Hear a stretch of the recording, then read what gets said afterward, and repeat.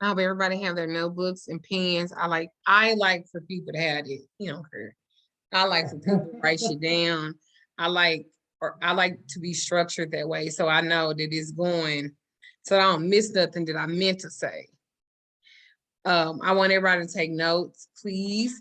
But if you don't, I don't know if I decided yet, but I might give you my notes. I don't know.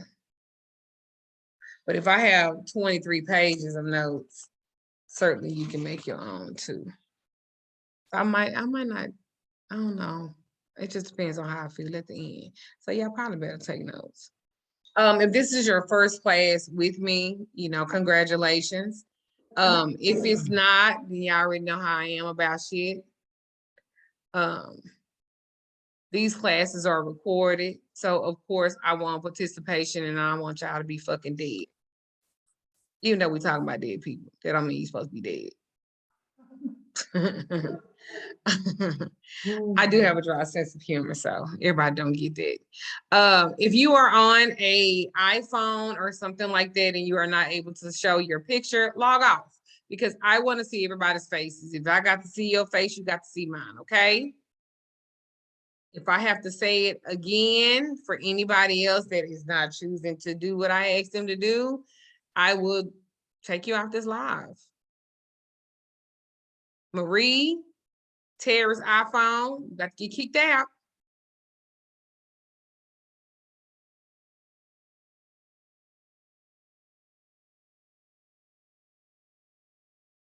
All right, 5:15. I'm gonna give it 2 more minutes. Then after that, we're going to start. And I'm not letting anybody else in because it's distracting, okay? Everybody also needs to be on mute.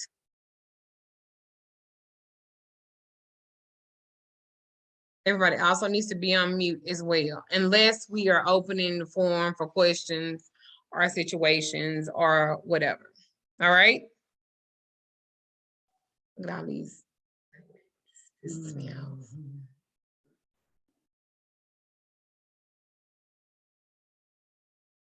And please remember, you will be recorded.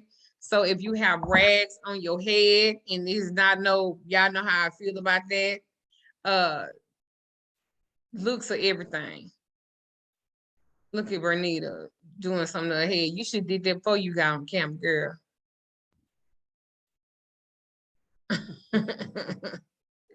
Cause these are recorded. I be wanting them to look their best. Hey, Pinky, how are you, darling? Look at you, probably late. Yeah. Miss Brian, I know you were gonna be on here. You ain't gonna miss shit. Hi, Marcy Red. How you doing, darling? I'm trying to see. All right.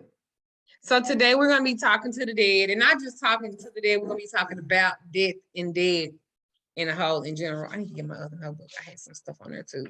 So of course, I did what you had sent me, but I implemented a lot of. I kind of did a compilation, so I wouldn't miss nothing.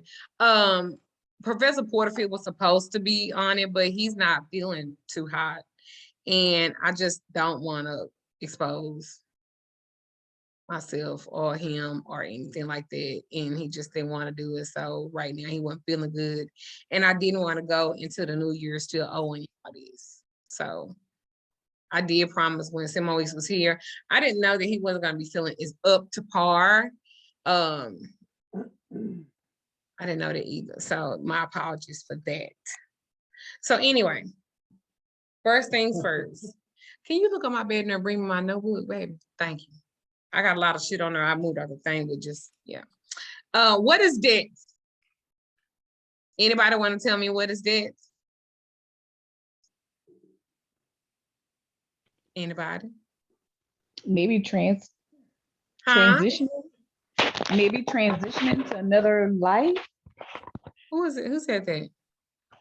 Me. Oh, Janet, when you say, because there's so many of y'all on here, when you say something, make sure you are, you tell me who you are. Okay, so this is Janet, and I'm thinking that transitioning to another life.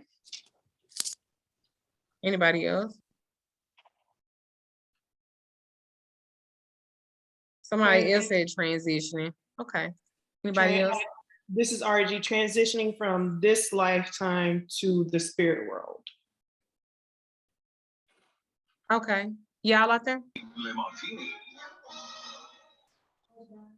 Thank you for actually answering my question. Anything else? Okay, so what is it to you? Come on, Moise.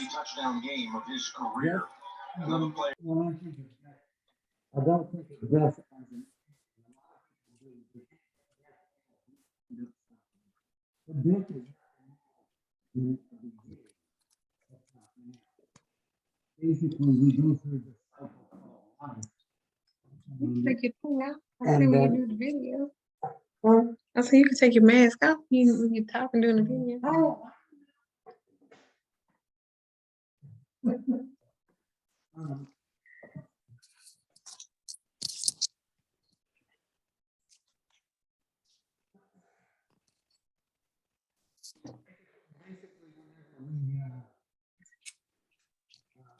Um, we live this cycle of life.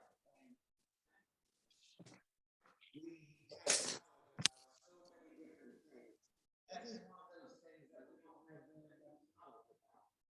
And so, you know, what does it always hurt? You know, you know, what does that entail? You know,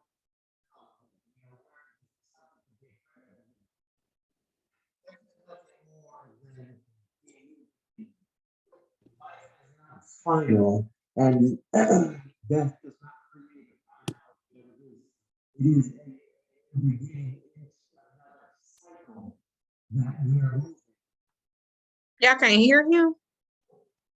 Y'all can't hear me?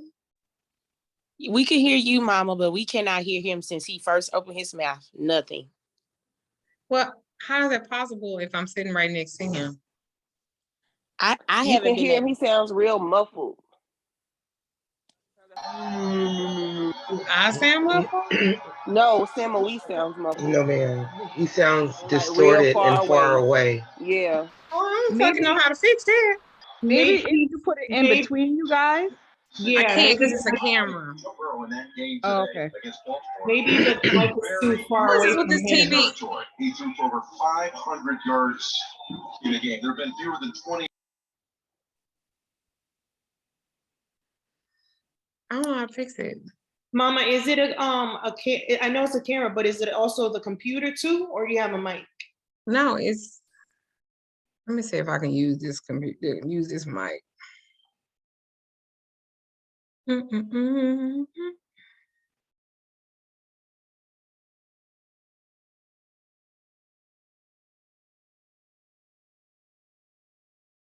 Okay, say something then. Can you hear me now? Perfect. Okay. Good. Okay. All I right. don't know what the fuck I be doing. Loud and clear. What is this with this goddamn TV? What did I tell y'all about that? Oof. Mute your goddamn thing unless somebody asks you a question. I don't want to hear what y'all playing. All right, sorry. Go ahead. All right. So to say that over again, what is death? When folks walk around, they have this idea of, you know, of death being a form of finality. We walk around and we have knowledge of all of these things, you know, and death is one of the few things that we don't have. And you have to remember that when we move, you know, in life, life is nothing more than a cycle. It's a cycle until that cycle is finished. Do we move to the next? But what happens is that sometimes people, they, how do you say, they're afraid of what they don't know. And so they're always looking to say, well, is this finality or is it not? And all it is it's it's a moving to a new beginning. Once this cycle of life is done, then the cycle of death begins, which is nothing to be afraid of, because it's simply another cycle. It's all a part of balance. You know, Balance of what? you can't have one. Well, the balance in humanity, the balance in nature, a balance in the universe. Like you can't have one without the other. But just because someone doesn't know about the other doesn't mean that they should be in fear of it or think of it as like a finality of everything. I mean, granted, we have all, well, I mean, I can't speak for everybody, but I can speak for certain people. You know, we have all seen things beyond death. I know you have. And when it comes to essentially the resurrection of the dead, or the living spirits that come behind that, you know, death is not a finality. Well, when I asked myself this question, because I really wanted to,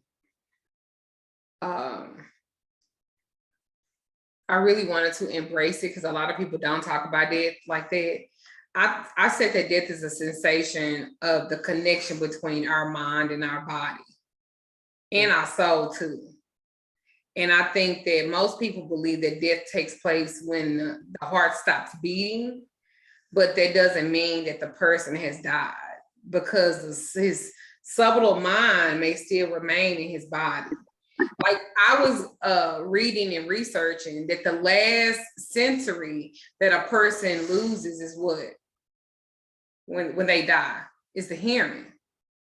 That's the last thing that they lose, is their sense to hear. So they say that when a person is dying or has died, you can still talk to them. And I think that's what helps to transition into the next phase or the next cycle, because they haven't lost their hearing. They can still hear, they can still hear you. So I said our body is like a guest house and our mind is like the guest. And when we die, our mind has to leave the body and enter the body of our next rebirth. That's why I believe, and this is just my belief, y'all ain't got to agree, but that's why I believe that people are like reincarnated. Sure.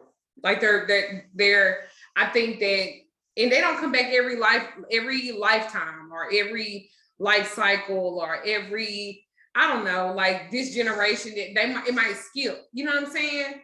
Because like, I think that I've been here, I think I was Egyptian. And then I also go back and I think that I was this old lady and I wasn't even Black. I was an old white lady. And I used to say this as a joke. I was an old white lady that had 3 ungrateful children and all my husbands died. Now I say that with a smile because I was by myself, but I was still like, I can, and I know that I'm creative, but I don't think I'm that goddamn creative where I can create a story like that. A memory. Yeah. Mm-hmm. Like I literally remember living in this big ass house and it was in Georgia. And I remember being in a rocking chair. And I remember my grandkids coming to see me and they were mixed. So I believe in that life with that mix, I became Black in it. I know that sounds crazy as fuck, like I'm trying to be somebody else and I'm not, because I'm not. I don't even really like white people like that. And he ain't white. A lot of people think he is, but he ain't. So, and I'm not even trying to be funny, but I think that's why sometimes we have memories of things. And we don't even know exactly how we have the memory or something is real familiar. I had a situation take place in my store the other day, and I was like, did I say this to you before? And my store manager was like, no. And I was like, yes, I did. I done told you about this before. She was like, no, you didn't. But I remember having this exact conversation with her. So I don't think that when people just die, it's just this permanent thing, like you said. And I think that they still float around here. Well, in a spiritual form. and think about, like, why is it that sometimes we have things that that we're afraid of, like we're unnaturally like afraid of like a bug, or we're unnaturally like afraid of heights or whatever. Like what are those? Like those are memories of things past and had something to do with with the life cycle that was going on in the past that included you. Yeah, I did a reading with a young lady who said that she had a fear of heights, like you just said. And she said that she had a dream that she was younger in a different time and she fell off a bridge. Her boyfriend pushed her off the bridge. And in this lifetime, all she keeps getting into is abusive relationships. That shit carries. Absolutely, it does. So I also said that the mind is neither physical nor a byproduct of purely physical processes. And what I mean by that, it's like a formless continuation of like a separate entity from the body. Like the mind and body, but when you die, the mind is still alive. And the mind flow, because we're energy, right? And so energy can't be contained. That's why when y'all be like, you need to change your energy, it ain't really that. That's where vibrations come in. That's why some people can say they're having a high vibration or they're having a low one, but it's still energy, and energy never dies. And that's what I think we are. It just dissolves into some deeper level of consciousness that we can no longer tap into, we can no longer feel. And that's why connecting to your ancestors and connecting to your deceased loved ones is really important. Because it's the superficial conscious mind. Remember I said that, write that word down. It's the superficial conscious mind. That's what ceases. And that's the mind and the things that we can see and we can touch and we can feel and we can do that. That makes the difference. The superficial conscious mind. I just make that up and that sounds good as fuck. It do, don't it? I just make that sound good. Any questions so far? Alicia? All right, so then the next thing he talked about was the fear of death. Why are we afraid of it? Exactly, and that's something that you have to ask yourself. Have you ever asked yourself why why you may be afraid of death? Anybody? I think we fear what we don't know. Absolutely. Let me ask you while you're talking. What is your idea of death? My idea of death is more or less my spirit leaving my body and going on somewhere else. Like when I was in the church, I was taught that when you die, you go to sleep. And you just sleep until God calls everybody. Now I don't feel that way. I feel as though. Say it again. When I was a child and I was in church, they taught us that when you die, you fall asleep. And your spirit goes to some resting place where you're no longer in the body, but you'll wake up with God. That's what they teach you in church. What is that? Now, Like the die twice? Yeah. But now I feel like your spirit leaves your body, but it goes into a spiritual realm where you meet your ancestors and whoever else. But like I say, as a human, I fear what I don't know. I don't have the same level of fear that I did before, but I'm still like, I ain't ready to go just yet. I got some stuff I need to do. Okay. I got a response to the fear of death. This is Candace. For me, it's not so much being afraid of death, it's the way I would die. That's what scares me. going through whatever trauma before I'm actually dead is the thing that I fear. So if you had your choice, what would it be? Of how I would die, I would rather die in my sleep Wow. because I feel like I'll be more at peace. I won't have to feel any pain. Okay. Do you think that's realistic? No, I didn't say it was realistic. That would just be my choice. But you know, I know we all got to go some type of way, but that's my fear is how I would go. Okay. Anybody else? Sen Moise? So when it comes to the fear of death, one of the things that, you know, because I've talked to actually quite a few people about it, and something had come to my mind a long time ago about it, and it wasn't necessarily that they felt death as a finality, but what they feared is, you know, where they were going to be going. And I'm not talking about like the heaven or hell thing.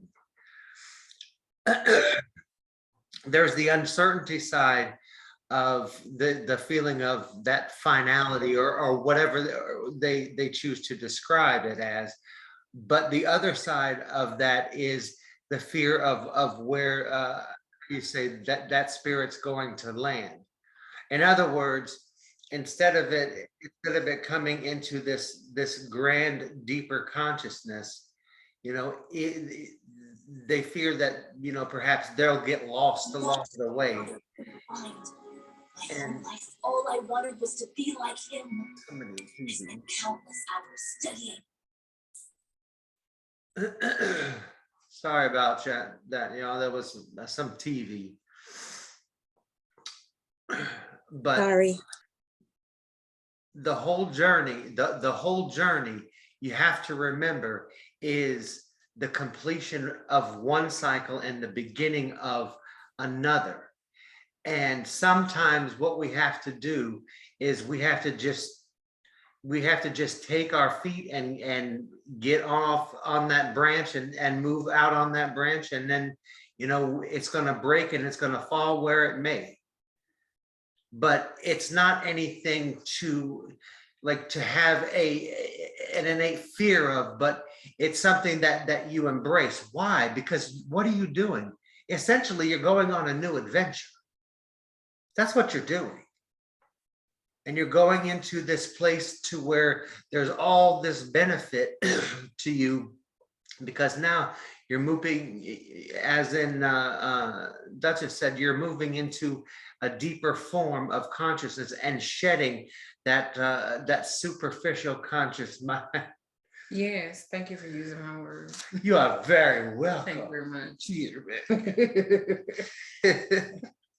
See, I think I'm gonna tell y'all this story, so y'all know I have stories for everything.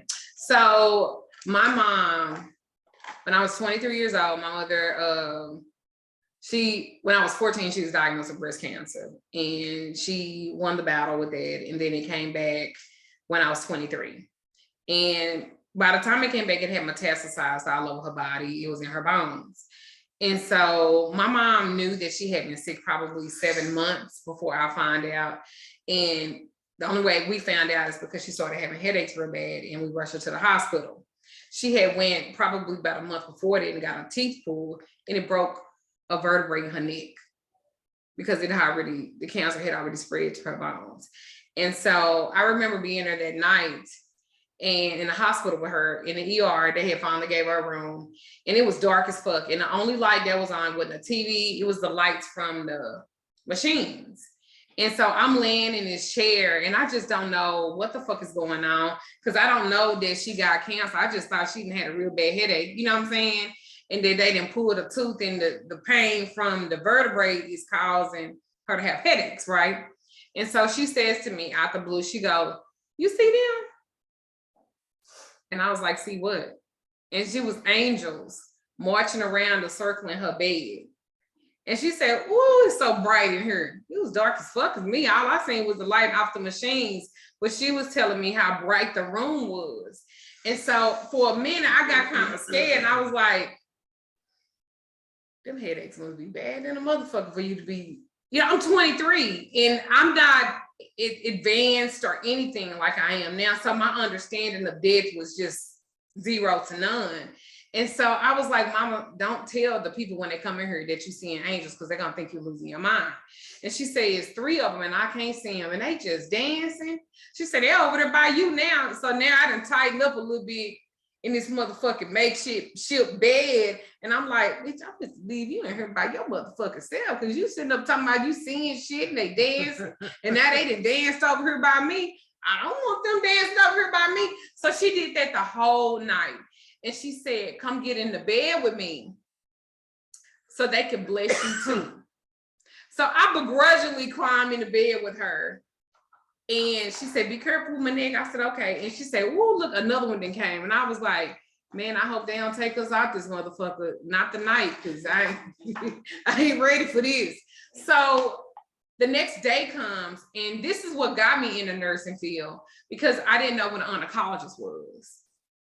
So an oncologist walks in, it's like 7 in the morning, and he says to her, you have terminal cancer. It has metastasized all over your body. It is now in your bones. It has, went to your brain. And I was like, what does metastasize mean? What does all of this stuff mean? That's what made me want to be a nurse, to be honest, because I never wanted to be in a position again that I didn't know about somebody's health. So he walks out and I walk out with him. And I was like, so what are you saying? Because he said all of this, but he didn't say shit to where I could understand it. Mm-hmm. And he says, your mom has 6 months to live, maybe 7. And that's how he said it. And I was like, you mean like live? Like she gonna die? And he was like, yeah, because the cancer's in her blood. It's in her bones.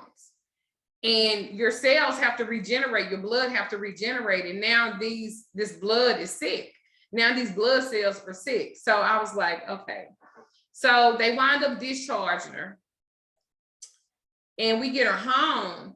And she's just constantly saying that she's seeing people. She's seeing things. And so my mom didn't live 6 months. She lived 4. Okay. But one thing that stood out to me was that I asked her, I said, are you afraid to die? And she said, no. But she would fight. My mama was the one, she didn't die peacefully. She fought. Like she was throwing food and cups. Every time you come in her room, you have to clean up a wall. And she done broke a window because she was fighting. Whoever it was, that's why I was like, you got to be good because you don't know who could come back to get you. I would go in there sometimes, she would say her daddy in there, or an old fucking dog in there. And I'd be like, what the fuck? But her dying wasn't peaceful. Now, she never complained of pain, but her dying was not peaceful. So the fear of death is extremely complex. And so what I did was, because y'all know I like to be thorough, I asked a couple of nurses that work in hospice, some of their experiences of some of the stuff that they've seen, right? And so I put down like a common, I put down like a common thing of what they told me. So they said, when they talk about why are we afraid of it, they said older people tend to fear death less.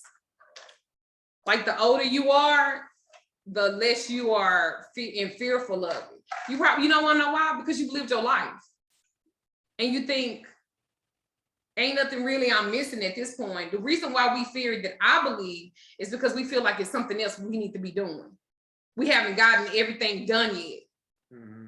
But the flip side to that is some of y'all ain't doing shit with y'all life.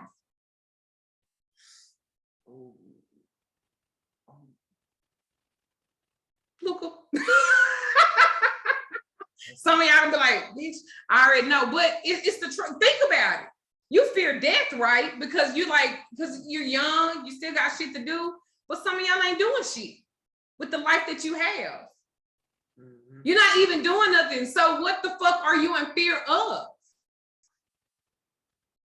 Think about all the shit that y'all actually fear. Oh, I fear being successful. I fear doing this. I fear doing that. What the fuck? If you was dead, you wouldn't be doing shit. And you fear that too? What kind of life? I am not fearful of nothing. I ain't fear of living because I'm gonna live my best motherfucking life every goddamn day. I'm not in fear of dying because even if he take me now, whomever, I've done everything that I've ever wanted to do. I've had threesomes, foursomes. I'm sorry. I'm just saying, I done done everything that I wanted to do. I've traveled. As soon as I got on probation, I motherfucking went to Belize. Motherfucker shouldn't have gave my goddamn passport before I got in trouble because I never used that bitch before I got in trouble. But as soon as they told me I couldn't do something, them hoes say you can't leave the state of Texas. Okay. I didn't fear shit because that's why they even say in church, be bold in the spirit, right? Some of y'all ain't bold as shit. Y'all so fucking passive and just let everything and didn't have the audacity to be afraid of when it ends. Do you know one thing I ask a lot of y'all? If you're not sick, you don't have sickle cell, you don't have lupus, you don't have HIV, you don't have cancer, you don't have anything that debilitates you. You can walk, you can talk, you can see. Why the fuck are you not living? Because people, what I just said, they got all of those things, they getting up every day wishing that they had the cards that you now have in your hand, but you're not playing. So why do you fear death? Why? Y'all stay in these old tacky ass relationships. I've been guilty of it too. Y'all stay in these dead ass fucking marriages, these dead ass fucking relationships. Well, I don't want to do this and I don't want to do that. Damn, what do you want to do? Now y'all saying that y'all fear the end? All right, so older people tend to feel less, they fear less, right? But this pattern has been found time and time again because of age, because of what they've experienced and how they live. The next thing is older people too have experienced more of life.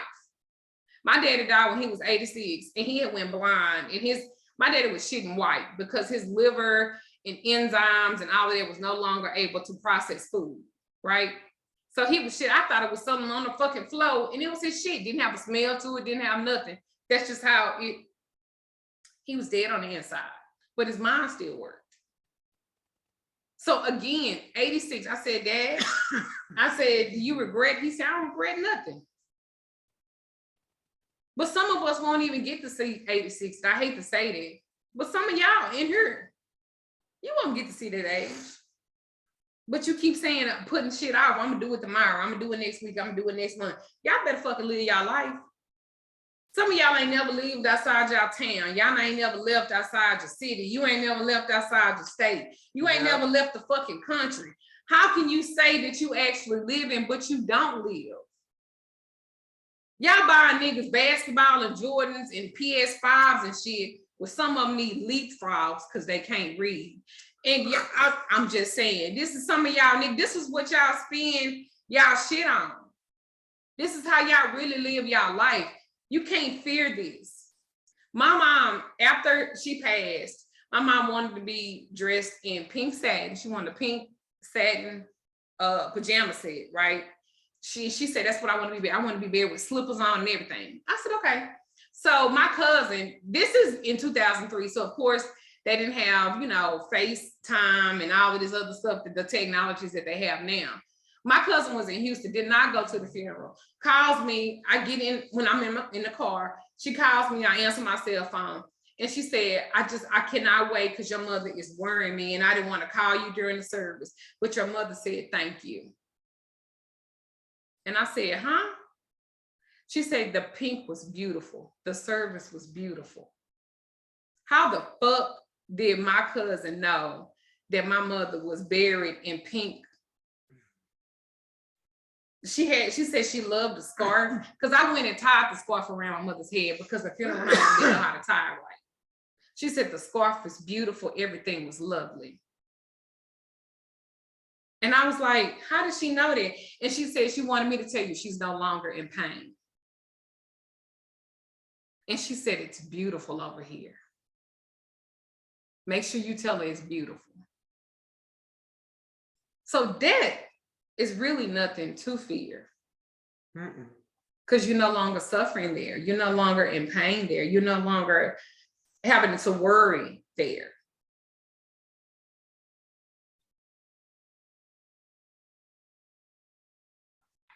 That's right. Just, I be out trying to get how deep as she be. Any questions so far? Sen Moise says that death as a symbol. Absolutely. Like we look around and we see symbols of death all the time. Symbols of death in deities. If you look at just about every religion across the world, what do you like? They all have those rites, rituals, symbols, and such that come up with that, and it's something that really should be embraced and not feared. Sometimes those symbols can look scary, but that's only an outside appearance. They're meant to get you to look farther and deeper, and then start to really see what exactly is going on. Like for example, in voodoo, the chief of death is Baal Samedi, and he's looks like a skeleton. You'll see him in a tuxedo, and he doesn't talk. When he comes, he doesn't talk. And if you're looking and would know who he's talking about, one is BAWON SAMDI.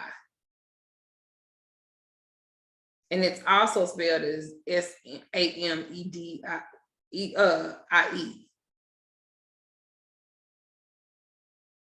Yes, the French version. Yeah. But symbols, symbols of death surround us all the time. And when we're looking at the at the symbology of death, like a lot of times, what do we see? Like we'll see like those old paintings of somebody getting stabbed, and or destruction, that brings it all with it. And it's not anything to be in fear of, but it's something to be embraced, because whether we like it or not, it's something that we are going to be going through at one point, well, when it's that time, entering into that new cycle. And so what you've got here is you have all of these like signs and all of these omens and stuff that just keep a constant reminder of something that is ever present. Why is it ever present? Why is it always there? It's always there because sometimes we need a reminder of what is coming. And just to bounce off what Duchess said before, as a reminder that you should be living, you should be making your mark, you should be doing what you need to do, you should be changing, evolving, learning, growing, doing all of those things that we have many opportunities to do. But what do? We choose not to. We make a choice not to. Well, just to hit on Bawan Samedi, also, he's the father of the spirits of the dead in the walls. He is. And he holds the knowledge of the dead and the outer world. And a lot of people too will get him confused with I can't think, what is see, I can write it down. See what happened when I write it down. Talking about Gede? Yeah. Yeah, they get him confused with Gede, which basically are the elevated dead. He is not that, Right. not by a long shot. Right. But Manuel Sandi has the knowledge of every single person who has died ever. And think about that. Is that like not a lovely thing to have all of this knowledge that's there?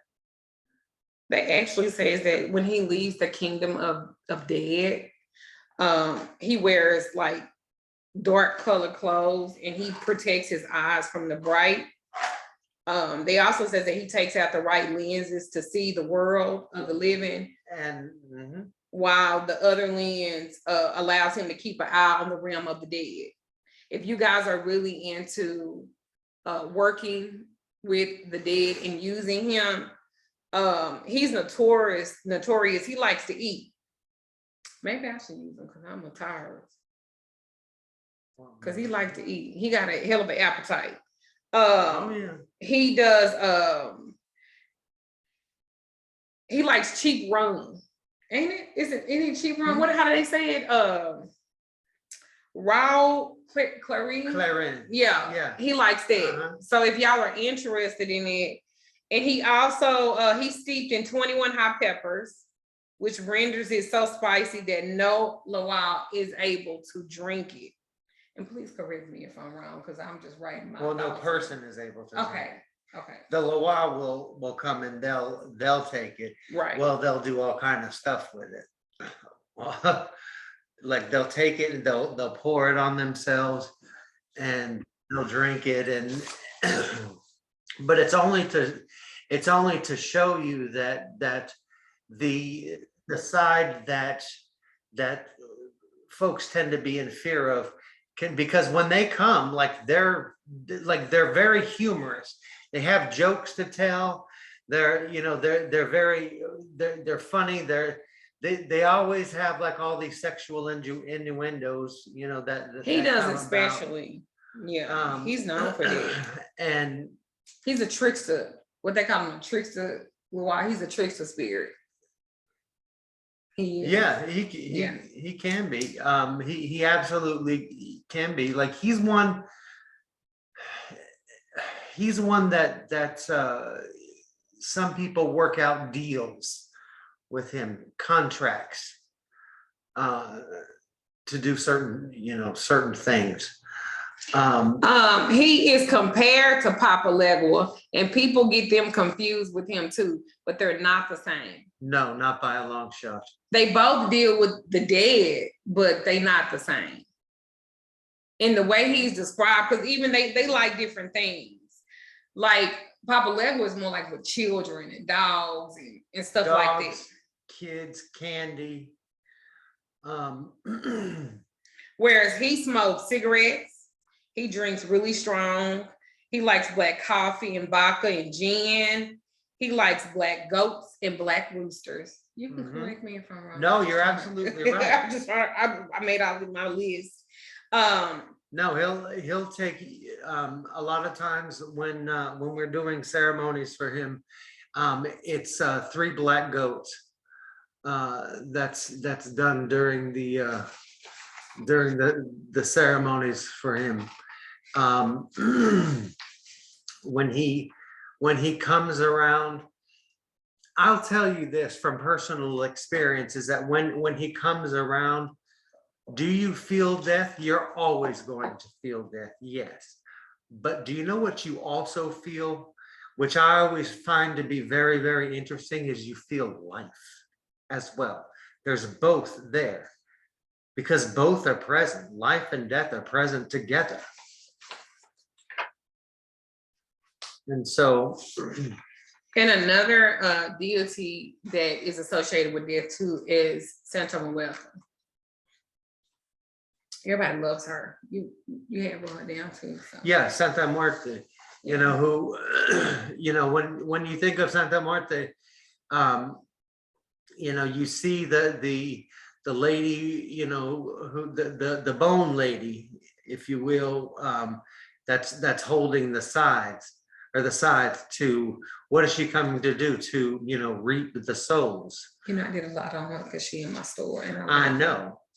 And I know that there's a story that you had, Mhm. which is why I put her down, because you told me that story once. Mhm. She's been after me for years. Mhm. I used to go to Botanicals before I had my own store, and I pick up her fucking candles. And I get home and I be like, oh, hell no, because I heard how she moved. I ain't ready for her. So I would literally go back to the store and I would take them back every time. I love her very, very much. And she's one hell of a how you say, one hell of a spirit. They say that the closer that you, what was it? I'm trying to get it exactly right. The closer that you are to death, the further away that you can be from it at the same time. A lot of people go to Santa Muerte for, things like, being hidden by the from the police, and a lot of the cartels use her for protection. Do you know if you have anything, any image, any whatever in your yard, in your house, do you know they will back off from fucking with you? Mm-hmm. Yep. If you have any and if you have like any picture or any type of shrine or whatever, they do not, her and Jesus Malverde. Yep. Those two, not that I was in a life like that and they protected me. I'm just saying that they really do. But if you drive around with anything with Jesus Malverde in your car and all of that, they will stop you. The DA, the fucking local police, they'll stop you because he's associated typically with drugs. Mm-hmm. But Santa Muerte, she is associated with God himself. She's great as an intercession. Like if you need somebody to go between you and a spirit realm like that, she's one to go to. Absolutely. I literally want to teach a class just about her, because talking about her makes me excited. Like if you are really getting into it really deep and you're gonna be consistent with it, then fuck with her. But if you're not gonna be consistent with it, don't fuck with her, because she'll take everything that she gave you and she'll take it back by threes. It's motherfuckers in jail right now, in prison, fucking with her. Like was fucking with her at first, giving her offerings, being consistent, then they stop.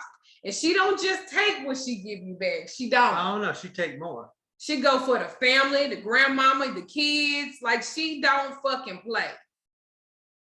That's why I really ain't taught about her, because everybody they want to use it because she got the skulls. But she is, to me, she's so powerful. She keeps peace in my store. And if you ain't supposed to beat her, you're not gonna be able to stay up in there like that. No. She gonna make you get the fuck out. Say somebody put $100 on her altar, right? $100. Somebody else came and stole it. Why the fuck they left the store and their car got hit? Like literally out there in the street from my store, somebody knocked the shit out of them. And they had to cut them out the car.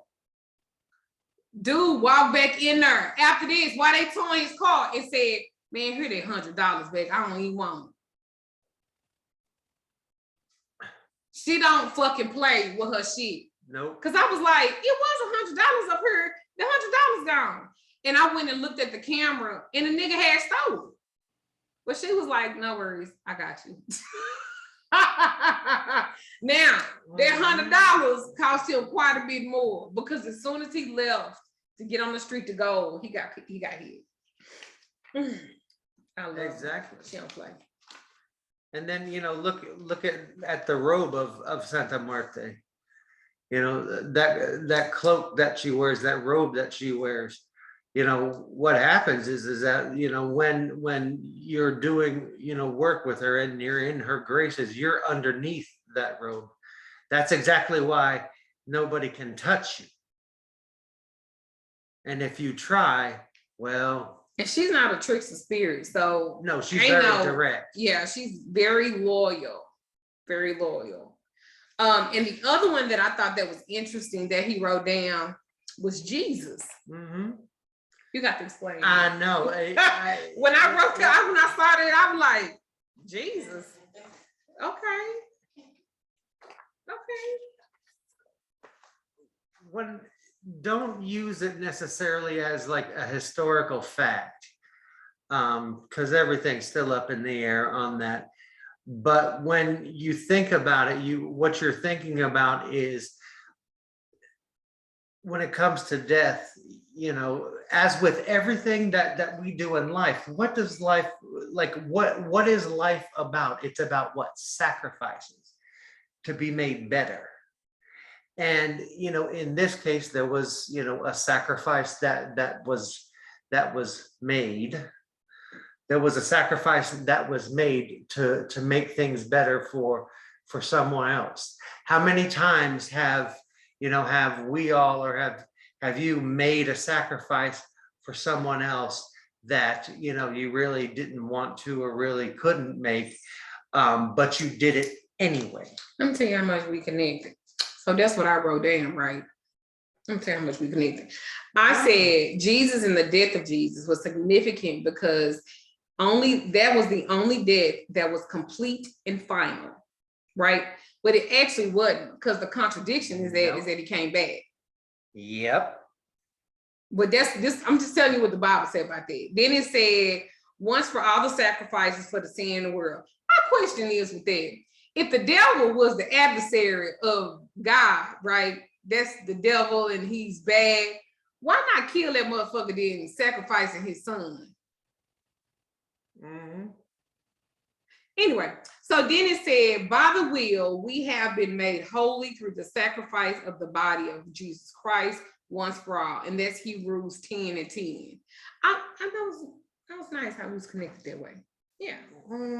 Yeah. And you know, some of that stuff that they have, you know, especially in the New Testament, is very sensationalized. But if you just look at it for what it is, just look at that part for what exactly it is, what you see is the embracing of death, and you see that moving on into what? Resurrection, into what? A new cycle. That's what you see. You have the cycle of life that's there, and then you have the entrance into the cycle of death that's there. And just looking at it very objectively from that point is something that, you know, when you do look at it, you can embrace, you know, the fact that you're moving, you know, toward another place, a better place. You're taking that sacrifice, which will be honored. And what's going on is now, you know, things are being made better for, you know, for more than just one person, according to the story anyway. And then also it says, truly I say to you, today you would be with me in paradise.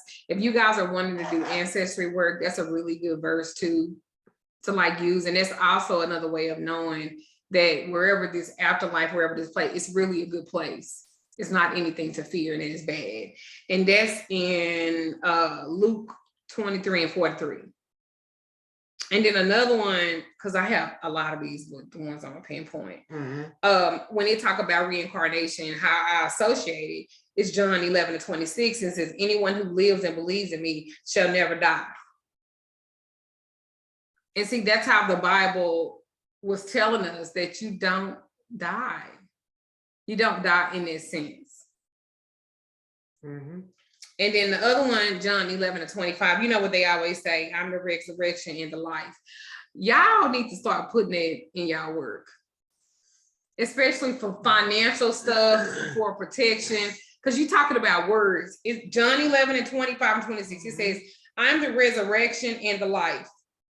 Whoever believes in me, though he die, yet he lives. And anyone who lives and believes in me shall never die. That's powerful, don't y'all think? Exactly. You know that your words can create and both destroy. And to take something like that and to, you know, as she said, to put it into prosperity work, to put it into opening up roads, to put into, you know, Protection. protection, Work. creating opportunities, like the list goes on and on. Like 10 and 28 says, look at this.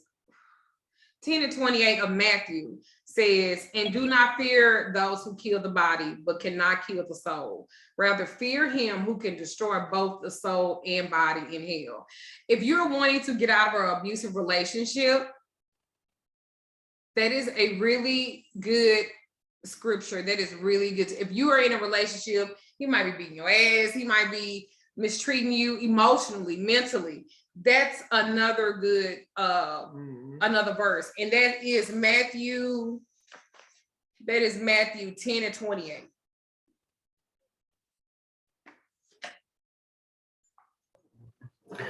I'm sorry, Duchess, you say it is Matthew what again? Oh, It's 10 and 28. 10 and 28. Thank you so much.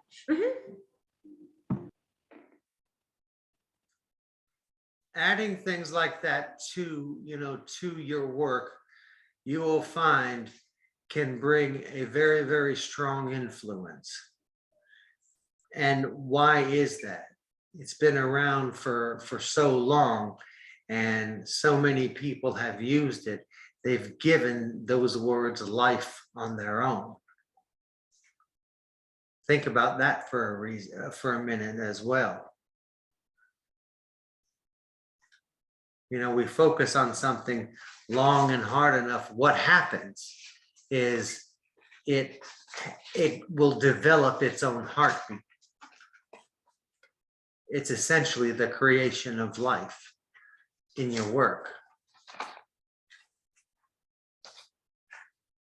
And having these things here, you know, are basically they're objects of influence, or words of influence that add to that work and make that work, you know, how you say, open up much easier. Also, Sen Moise said, death as a point of empowerment, the last shackle before complete freedom. Once the fear overcomes, your whole sight changes. Again, we're talking about death. Yep. So what does fear do? What does fear do? Fear stops us from doing what we know that we can do. It stops us from bringing about our own potential to its fullest. You know, we don't want to go out of this room that we're comfortable in, because we don't know what's over there. We don't know what's there. So it becomes a shackle.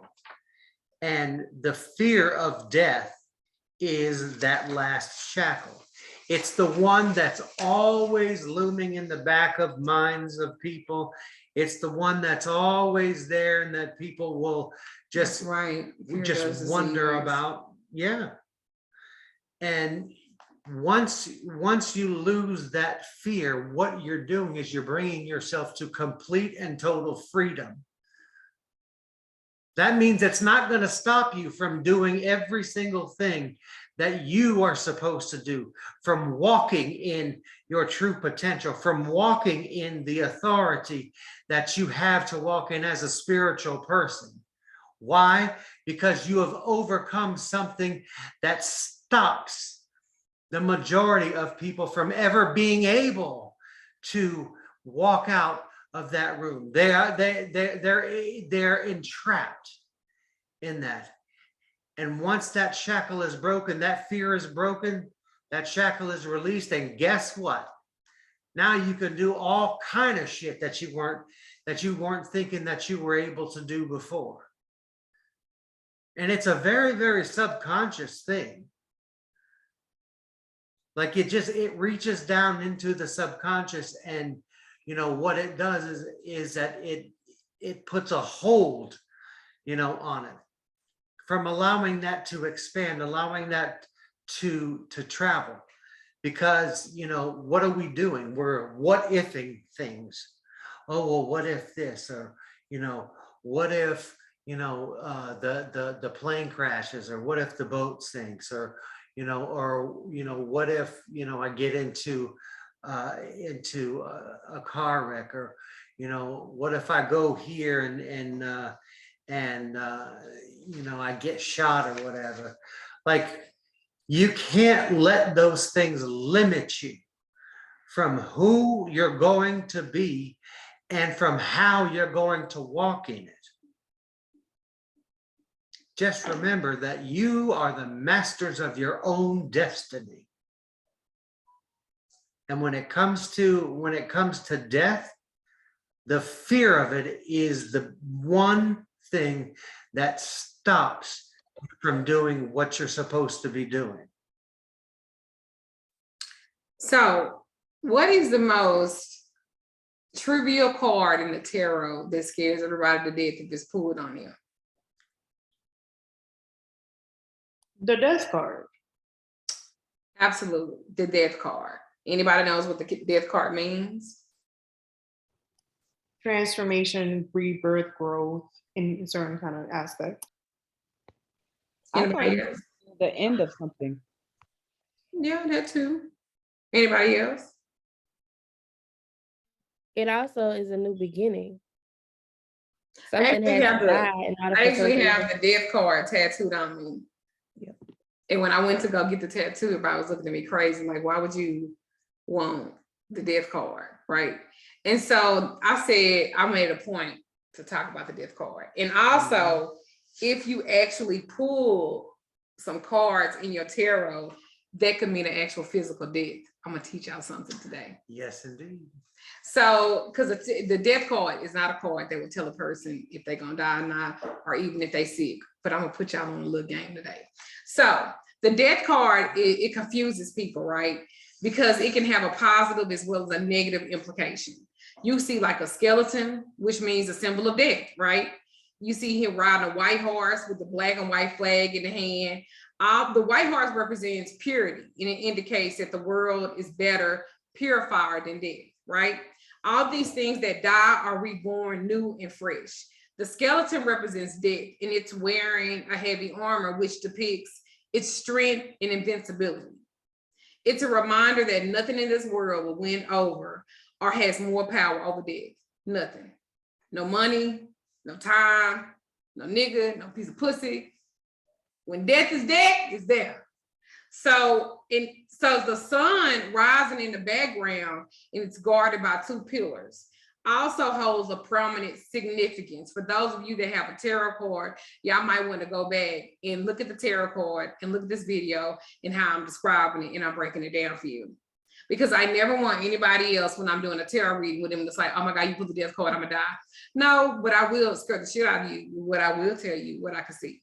So the bishop is paying his respect to the powerful dead, and the people at every age, woman, man, child, indicate that death is impartial. A great background of that card is a testimony to that fact.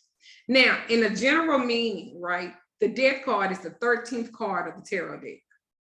And death not only means an end to something, but it also means, as someone says, a new beginning, a new start, fresh possibilities, right? It doesn't necessarily mean a physical death, but it symbolizes an end to something, an interest, more than likely a relationship. If a death card is pulled in a reading, more than likely it means it's time for you to transition out their relationship. And the death card is ruled by what sign? Anybody know?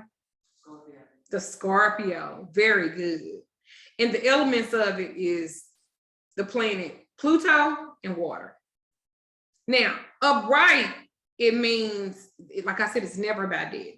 It's always about change and transformation, ending and detaching from something. If it's reversed, it means your inability to accept those changes. That means your choice to stay in there. Even if you want to or on the verge of who is this who is not coming in here? Even if you're on the verge of holding back from taking a leap to something, if you get it in reverse, that means you need to do it. I keep telling y'all, whatever y'all fear, y'all need to do it. That's why I always say that.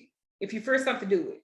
The Death tarot card in love, depending on the perspective of the question, it could mean to end it or it'll grow. Now, I'm gonna help y'all out. Now, the tarot cards can't predict death, because I know they would want to know about that too, right? Some of y'all want to know about what tarot cards. So the short answer is that the tarot cards can't predict death or literally any future event, right? The Death card doesn't predict death, but the Ten of Swords is one of the cards that do. It's an indicator that coming some like a physical death. It could mean if you're sick, especially if it's paired with a Tower card. Pulling these two cards in a reading together is often an omen of like chaos. Mhm.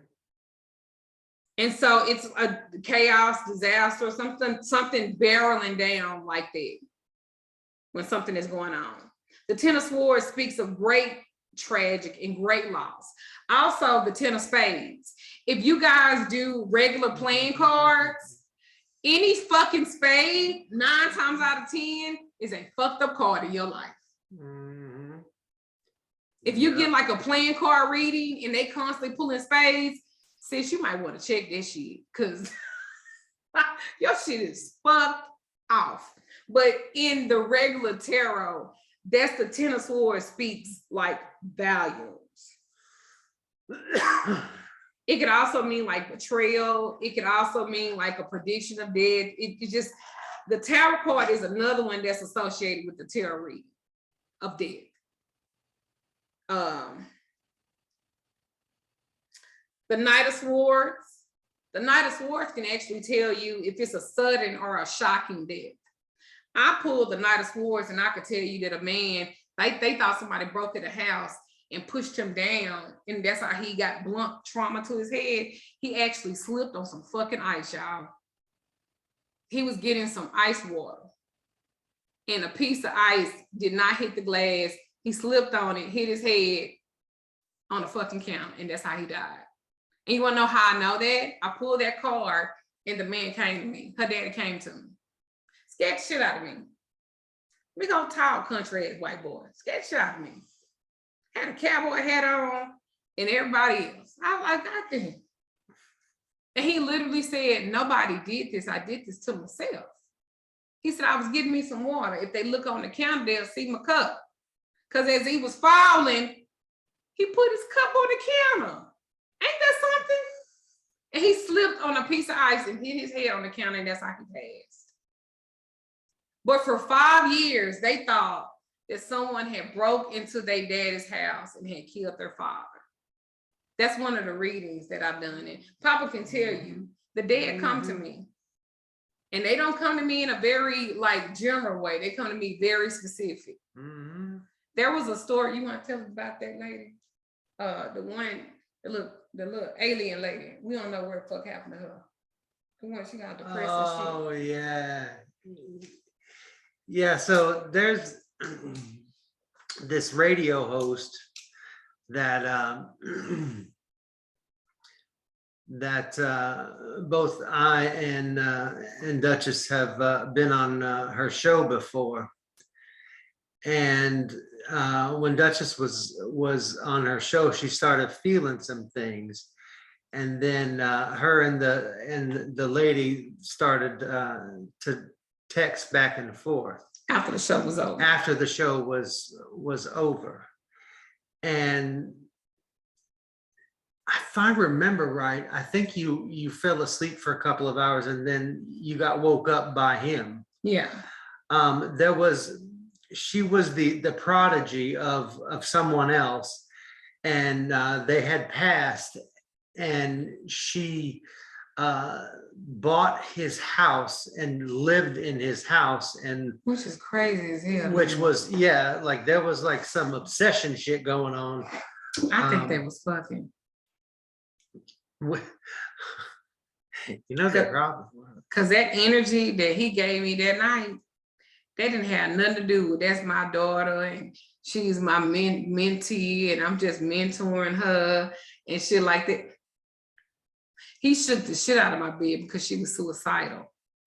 And see, Papa didn't tell me about all this lady business.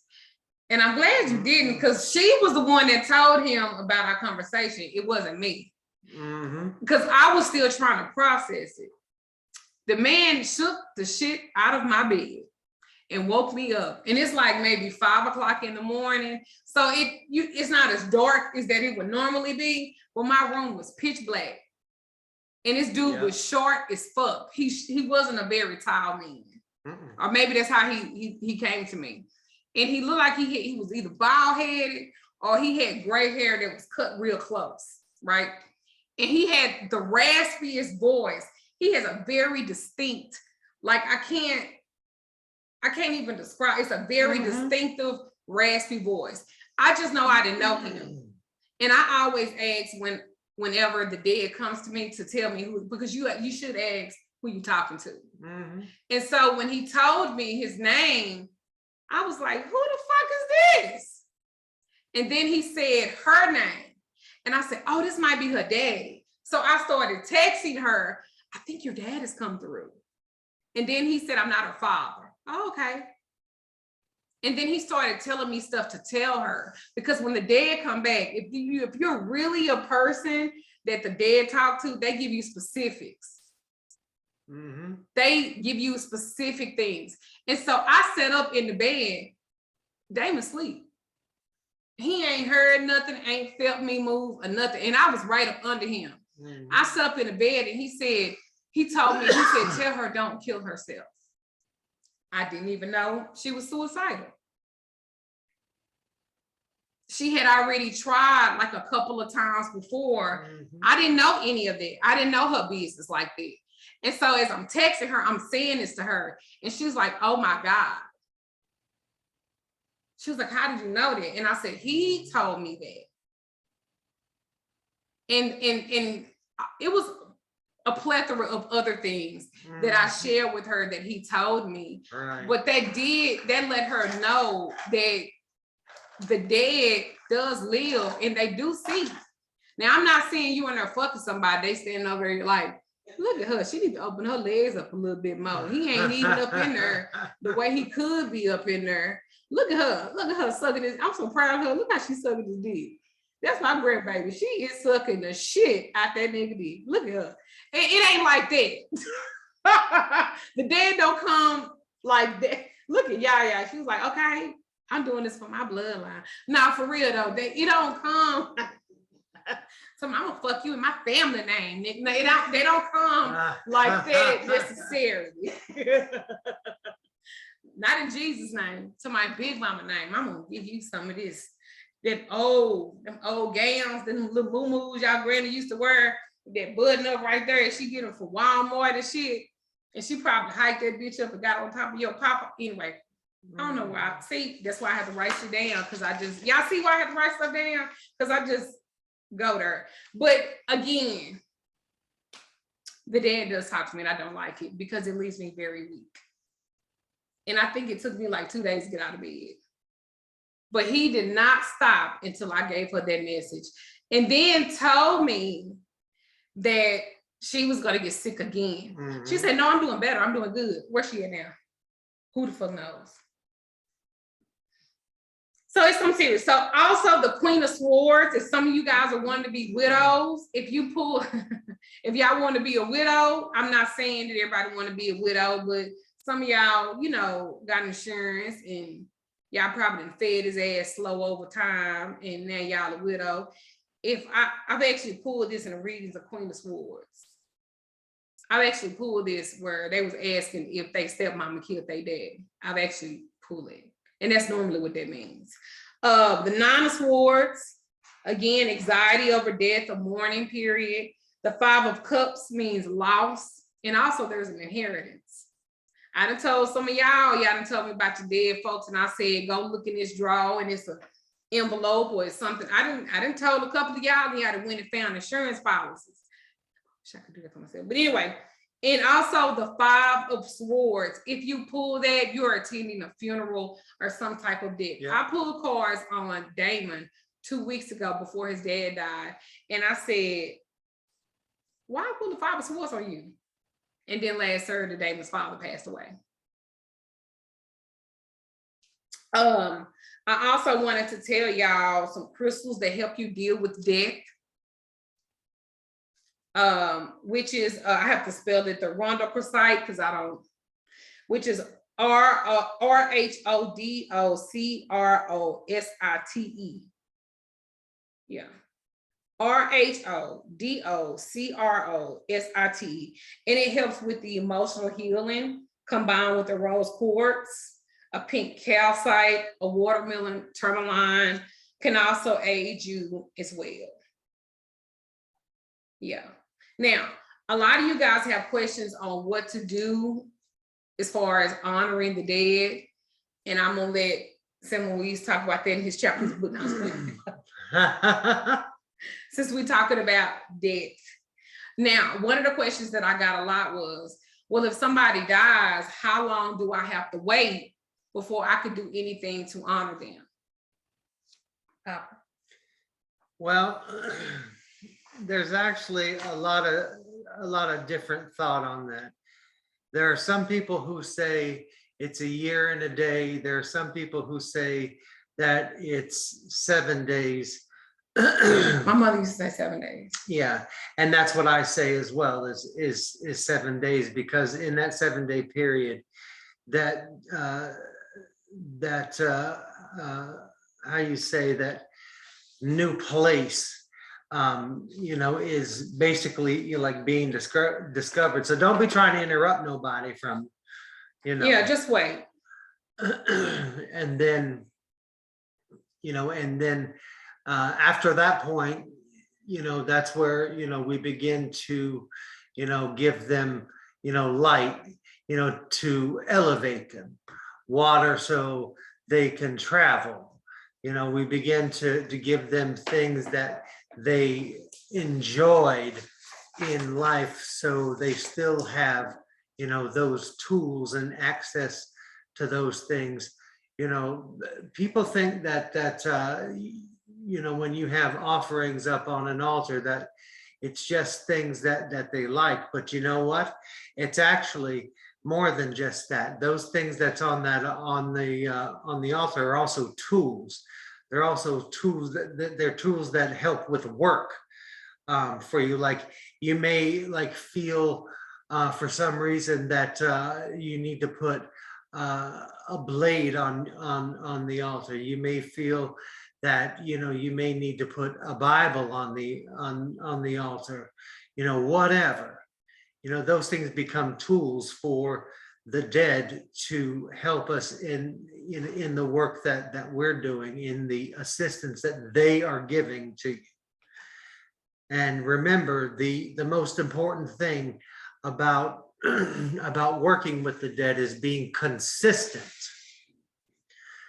Consistency is the largest downfall that anybody will have when it comes to this work.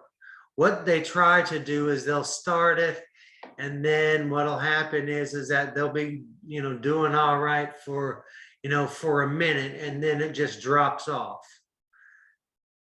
And so with that lack of consistency, what happens? Well, if you're not going to be around doing your job, why the hell are they? So you have to remember, the dead have to eat. The dead need to be honored. The dead need to be elevated. The dead need to be given tools. The dead need to be communed with. Y'all have any questions? I see Terry. Terry has her hand. Oh, no, she don't. That was my little thing over there. Anybody have any questions? Yes. Hi. Who is this? Yes, hi. Rhonda. Okay. Rhonda Walden. Well, no, the thing is, with my mom back in 2017, she literally told me that she was scared to leave. And with my grandmother, she literally told me that she saw her sisters and brothers that already been dead years before she was already living. So she was saying that they was already in a room there at the house with her. And we was there with her. And months later, she passed away. And the thing is, nobody in the family could never answer me and tell me what that meant. And the more that I kept on being in a group and the more I kept on studying, it was basically they was coming there to, get her. Mhm. Yeah, And they're always comforted. Yeah. They're always comforted by those that come before.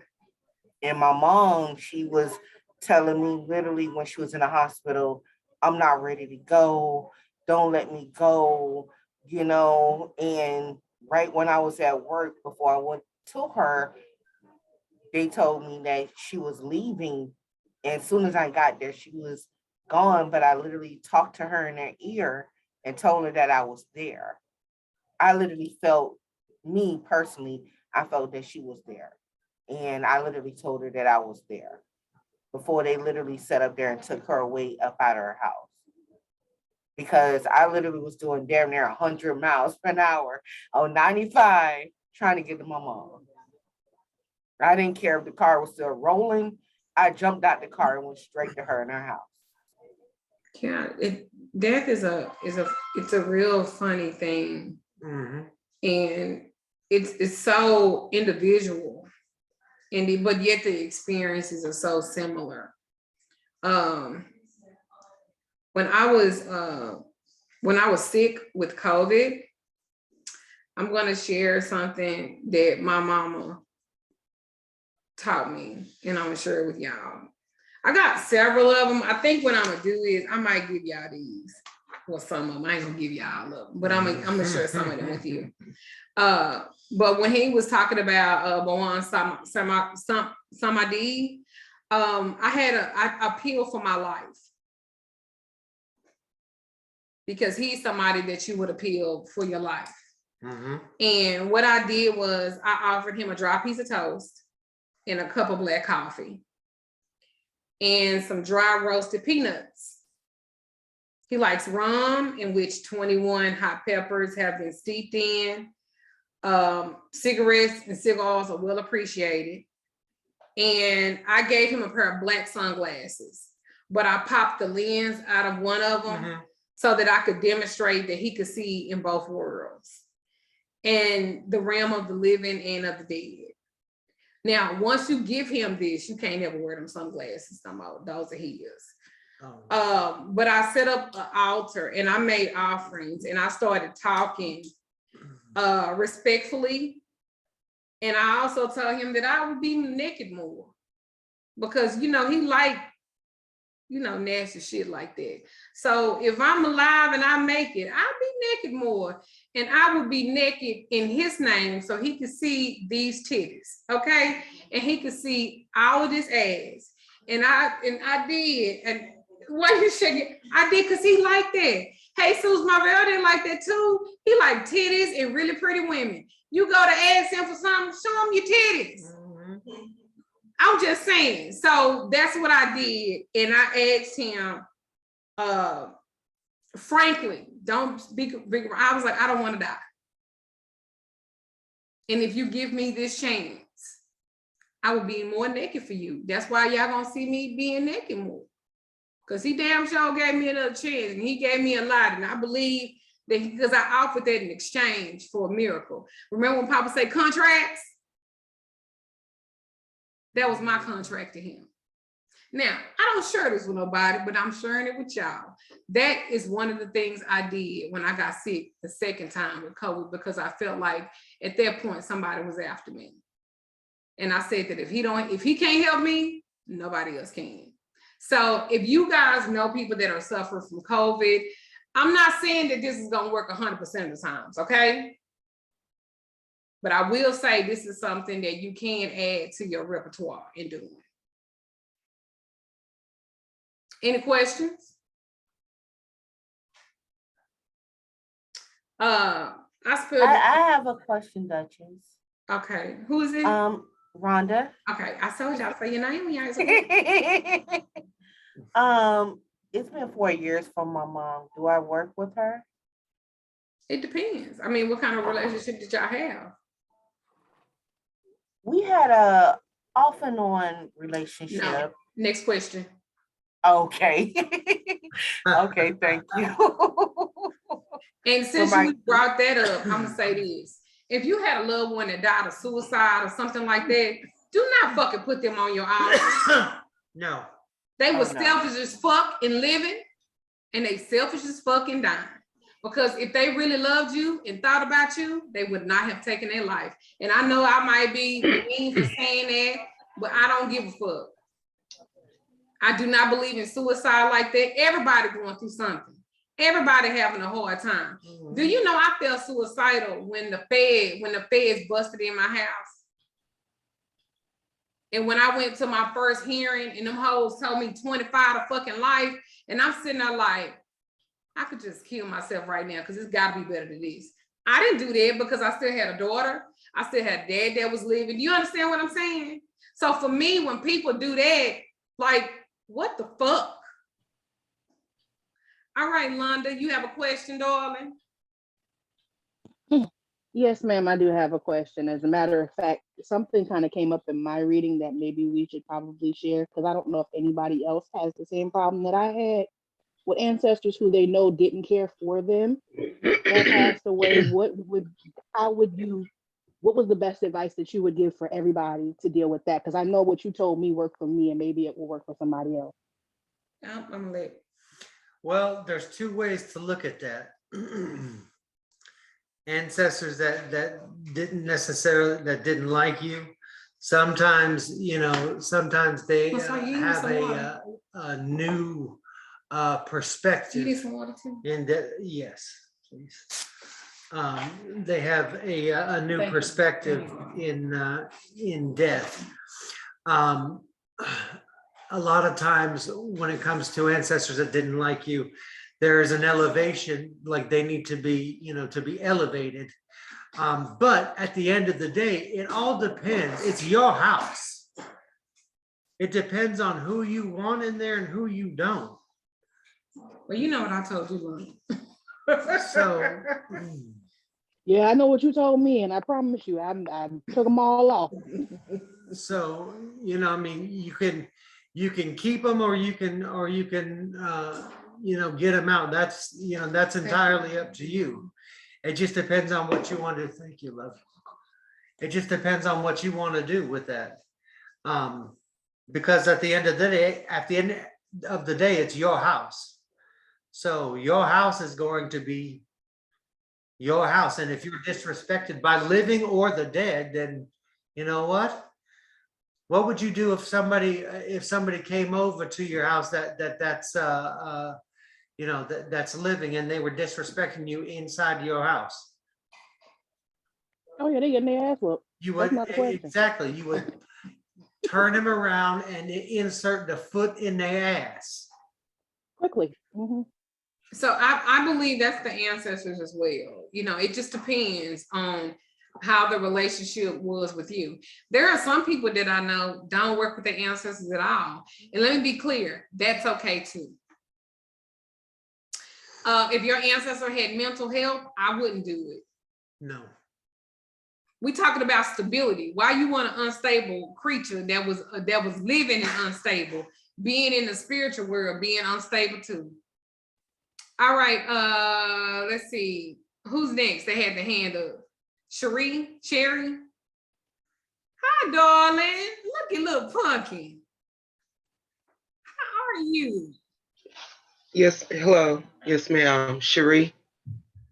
Earlier when Sen Moise was talking about fear of death stopping you from progressing in this life and doing the things that you need to do, what are some ways that you can overcome that fear so you can live your life and stop being paralyzed by that fear? But what's the root of it? That part. Yeah, what's the root of that feeling, that that thing? Where does that root come from? Why are you afraid of it? Yeah. For me, I guess one thing would be being brought up to believe that if you don't live a certain way, or if you're not a certain way, when you die, you have these choices, either heaven or hell. And I'm coming from a Christian background, trying to unlearn that life and learn this life. And then I think part of my other fear is, I don't know, just the finality of it. Like, once I'm gone, that's it.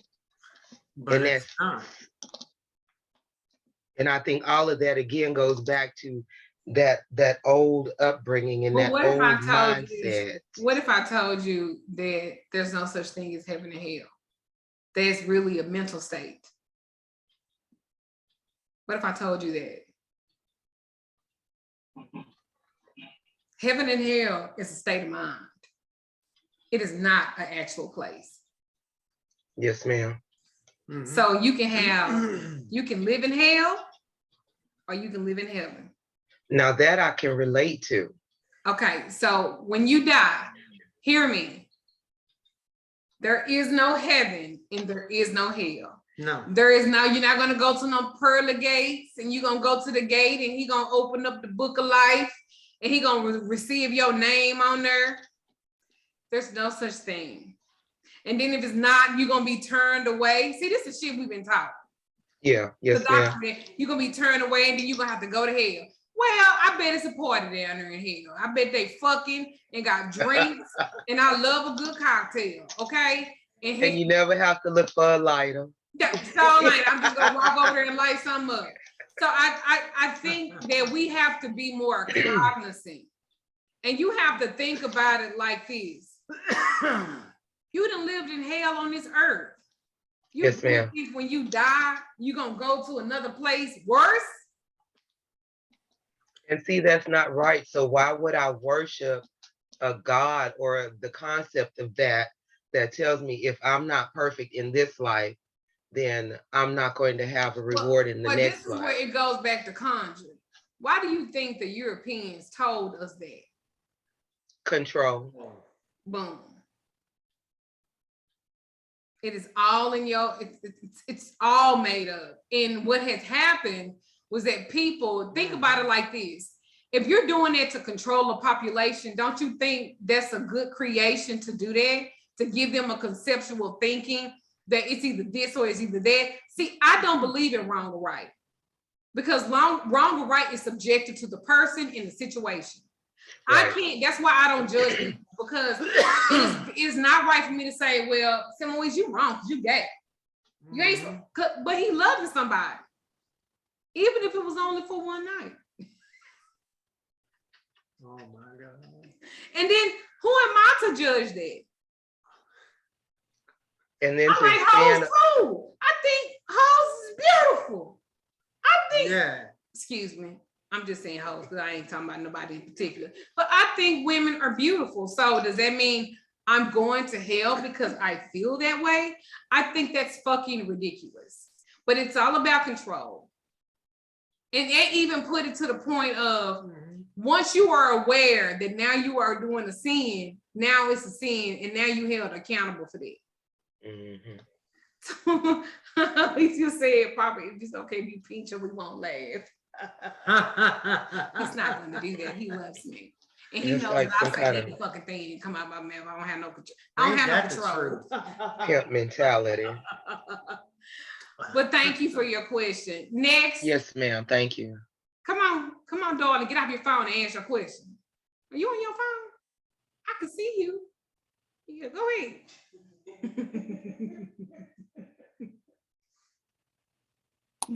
My question was, you were talking about your ancestors and which one you may not want to have on your altar. You just take them off your altar. There's no particular way to do it, or Yeah, you can take them out. What did Papa say? You are in control of your home. If you don't want them there, they don't need to be there. And you ain't got to honor them because they ain't honored you. That part. Y'all are putting too much pressure and y'all reading too much into it. It's not supposed to be this difficult. It's not supposed to be this hard. If they were good or good to you, even if you don't know your ancestors. If you know everybody talking, you talking about your mama talking about Big Mama was mean, and why the fuck would you put, and you ain't never met her, but if your mama said she was mean, why would you even put on your altar? You know what I'm saying? If it's not familiar to you, don't fuck with it. And if you want to take them off, thank you for your service. If you feel like you got to say something, thank you for your service. That's it. That's it. So can you just, okay, one last question. I know what you're saying. So in general, if you don't just want to honor them in general, just light a candle and just call it a day. I mean, if you don't want them on your altar, why are you lighting a candle to honor them? Okay, definitely. Thank you. All right. Let's see, because it was some questions. In the chat.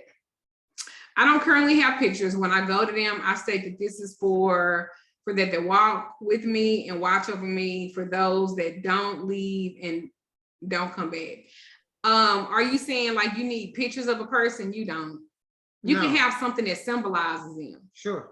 Big Mama liked the roses, so you keep a pair of roses, some roses or a rose on the altar. Big Mama liked peppermints. You can put peppermints on the altar, that represent her. She liked that strawberry candy with the little strawberry wrapper that, and you bite into it. Finally, after you done cracked your filling, you can put them on the altar. You can do that. So it doesn't, I'm gonna tell y'all, real altars don't have pictures. You're talking about shrines. Shrines and altars are different. Yep.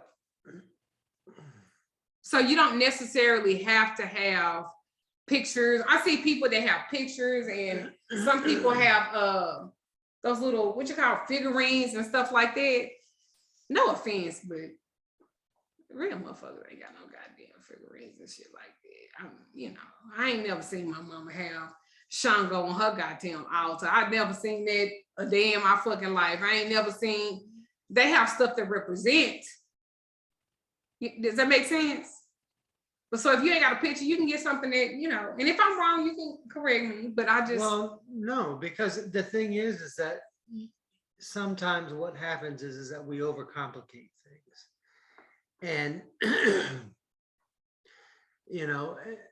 everybody has a way, their own way of working, and that's what is it that works for you.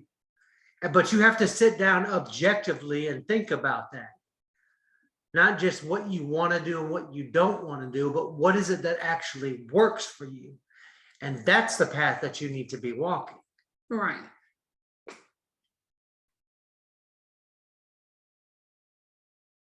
All right, the next question is Unicorn Goddess. Yes, ma'am. Okay, so ever since I was younger, I dream like before they die. Sometimes it'd be 2 weeks before they die, or sometimes it'd be a series of dreams over months at a time. And I still and then never knew what to do with it. Like I would wake up and be like, Mama, I saw you dancing with your uncle in his younger form. And then 2 weeks later, he passed away. Like, do I light a candle to help them cross over, or pray for them? Help to cross over. I mean, no offense, but our ancestors don't need y'all help to cross over. The work is for you. It's not for them. You know what I'm saying? The work we do for the ancestors, I always remember that. It's not for them, it's for you. Okay. Because they've already lived their life and they've already done everything. Exactly. It's for you. It's not them. So you don't have to light one candle to help somebody cross over. You're doing that for you. Okay. Yeah. So is it just like to prepare that they're getting ready to pass? Is that why it's probably happening? I mean, you might have the gift of sight. Okay. You might have the gift of when someone is dying, you're able to recognize it. Maybe you need to help them get their affairs in order or something like that. Okay. Maybe you need to help them complete the stuff that they need to complete. Okay. Maybe that's why you dream it. I mean, to be honest with you, I don't know why I have the gift of talking to the dead. I used to be scared of it. I remember the house next door to me caught on fire, and I was sitting on the porch, and I seen a black Lincoln upside down on the tree. It was chained to a tree. Well, in reality, my next door neighbor, little Tammy, was smoking cigarettes in the garage and set the house on fire. And a fire truck had to come that was by the tree to get the daddy out the second story window. Do you see how that dream was? And I was like 7 or 8 when I had that. Yeah. And my mother said, don't tell nobody that you dream like that. My grandma used to tell me if I ever dream about her, to never tell her. Because some people don't want to know. Mhm. That's why you don't never walk up to people. That's why when people walk up to y'all and start telling you, God told me to tell you, or I gotta give you a message, tell them to kiss your ass, because spirit don't move like that. Spirit is never unsolicited. Nope. So somebody walk up, I do readings, want me to read you. So let me tell you what God told me to say. Girl, he told you to tell you go sit down, because I don't want to hear that. Spirit moves decent and in order. That's why we have to move like that. Decent and in order. Absolutely. All right, yeah, yes, ma'am. Sasha, you next. Hey, Mama. I just wanted to ask you about training your clairs when you're speaking to the dead, because when I was younger, I know I used to see and, just feel things, but how do you train your clairs to be better when you're trying to communicate? What do you said, class? No, your clairs, like clairvoyance, clairaudience, stuff like that. Oh, I don't believe in that. That's not conjuring. Okay, what you believe in? Tell me. Tell me what you believe. Claire audio, Claire. I'm like, I don't believe in all that shit. That ain't conjuring. Again, white people got to give a title to every goddamn thing. I believe that as far as training, it's not something that you could do. Now, Papa might feel differently. Some people have it, some people don't. That part. And that's just everybody. Even the Bible speaks about different gifts. The Bible, if you read into 2 Corinthians, it talks about people having different spiritual gifts. Everybody don't have that ability. So I don't think personally, this is just my personal opinion. It doesn't even have to be in agreement with Papa, but I just don't believe that everybody have every type of gift. And I don't believe that you can train. That's why it's like 376 tarot readers. Girl, some people don't know goddamn tarot readers. Some of them people just memorize what the cards mean. Mm-hmm. That's what I think. So if that's not your gift, it's just not your gift. Why are you trying to be the master of everything anyway? That'd be my question. Mm-hmm. Everybody has different gifts. You cannot train yourself to talk to the dead. You just can't. They either connect to you or they don't. But remember, there's a price to pay for all of these different gifts. Mm-hmm. Me and Papa was just talking about this yesterday. If I could do anything else, I'm going to be very honest with y'all, I would. Being chosen or being picked or whatever the fuck you want to call it. Yep. And I'm saying this right here in front of my godfather. It is not what that is. Imagine you go to the store and you can just go to the grocery store and you can just buy shit and it's no big deal. We go to the grocery store and we are hearing and feeling and seeing every goddamn thing. Stuff that I don't want to see. I just wanted to get some fucking milk. I'm trying to try almond milk. I don't want to be concerned and hearing shit and feeling sick. Yep. The smells, all of that. Do you know the pressure? Literally, I need to, people go, why you always have somebody with you? The reason why I have somebody with me is so that they can buffer. They can buffer what I feel. They can buffer what I see. They can buffer. So I'm not going nowhere because I don't like to be alone, because that ain't it. I'm going somewhere so I can divert my attention to this person, the person that I came with.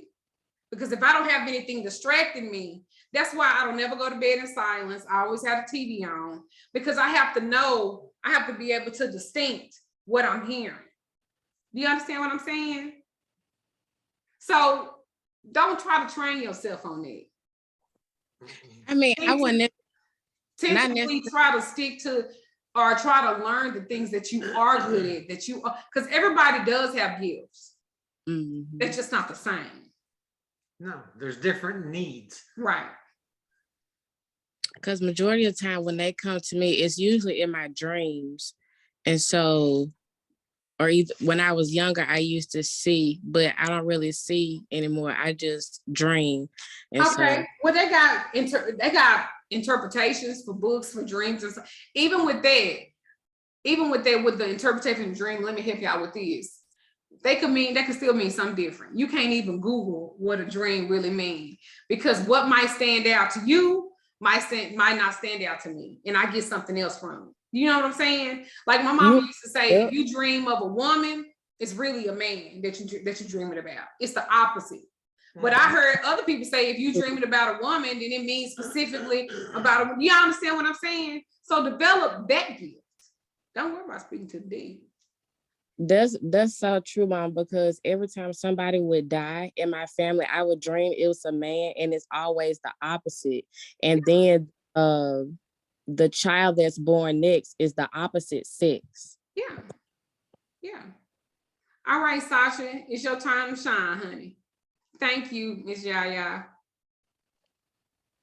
Hi, Mama Duchess. Sen Moise, thank you guys for doing this class. I was really excited about it. My question was, I still have a really close relationship with my grandmother. She passed several years ago. That's like my number one ancestor. And there are times where, we have funerals and we go to, the cemetery, but I don't, and then we'll go by to, on my grandparents' sites. So, I've heard, before you keep your head covered or you leave money before you go in. I'm really not sure how I respect my ancestors when I go to their site or walk into the cemetery. If you could tell me more about that, I would appreciate it.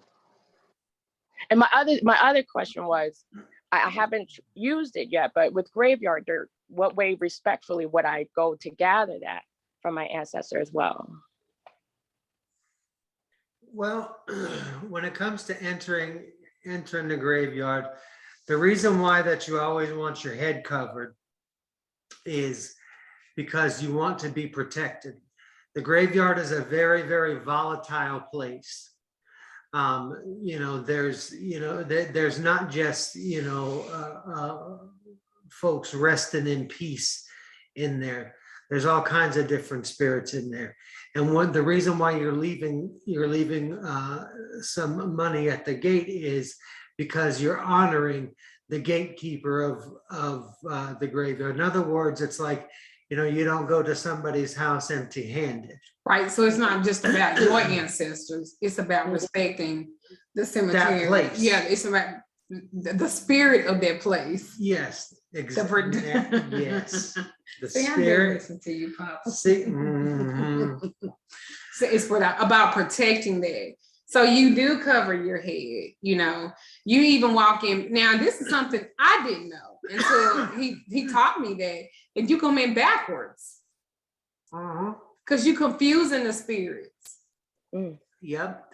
Because there's an old superstition that say that, that there are spies in the graveyard, and you don't want them to see your face, and the way that they see your face is over the threshold.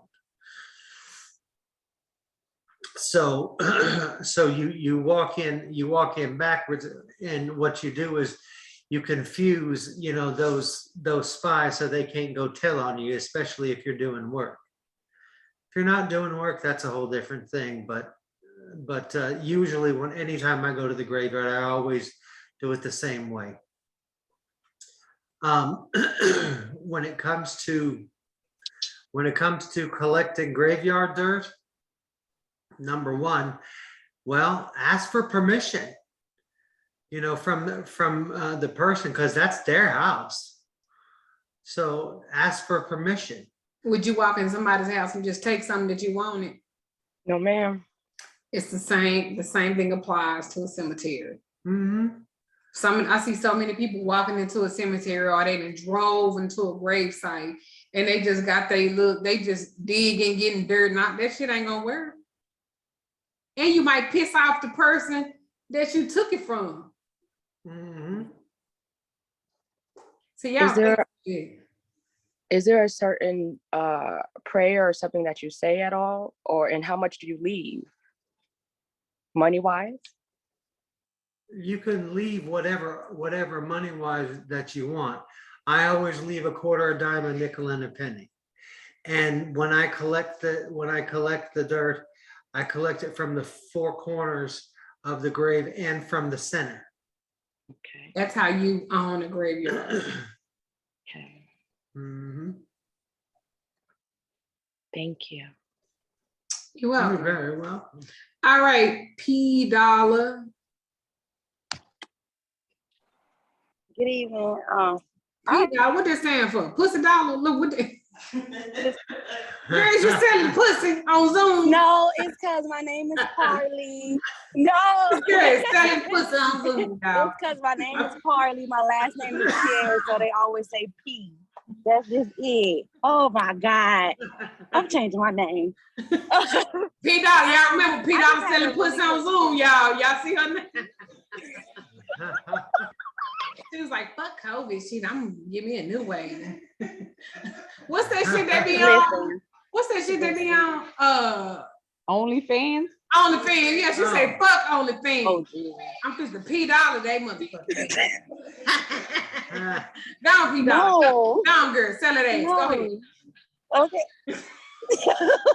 So no, my honest question is, because I when I watched the altar class, I just want to know if it's the same with, like, okay, honoring your ancestors. I have a son who passed away when he was 3 months. It's been like 6 years.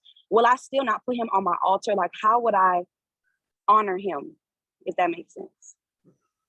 You can put something like a baby, something that represents a baby, that you feel, connected to, right? And you can baby bottles, stuff like that. Absolutely. And you can do stuff to honor him that way. Light him a little candle and have, maybe some baby food, something correlated to a baby. It was a boy, It was a son.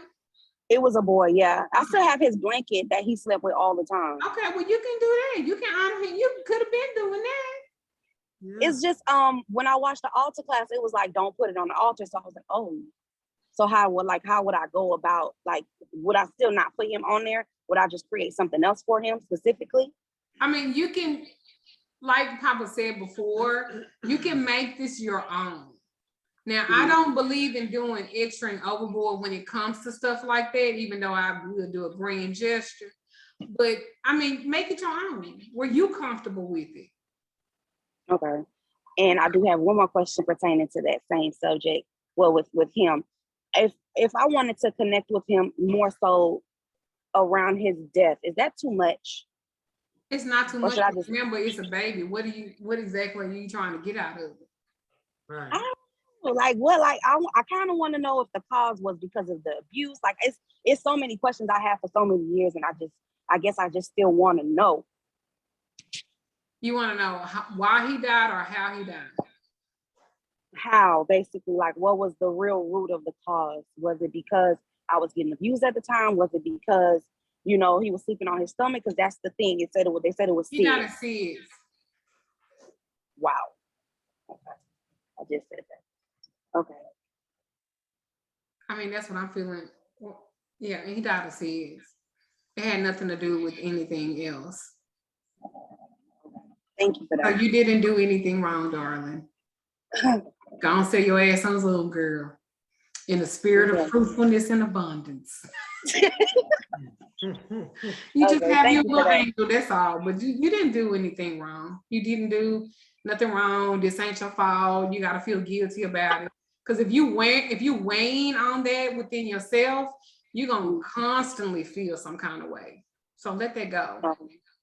Okay. All right. Thank you. Thank you. All right. Janet Love. Yes, ma'am. So I have 2 questions. Can you take him something to eat? Absolutely. Thank you. Go ahead. The first question is, a couple of years ago, you told me to not ever do work in my living room because that's, of course, the place where we would be yelling at our kids and husbands and wives and all that good stuff.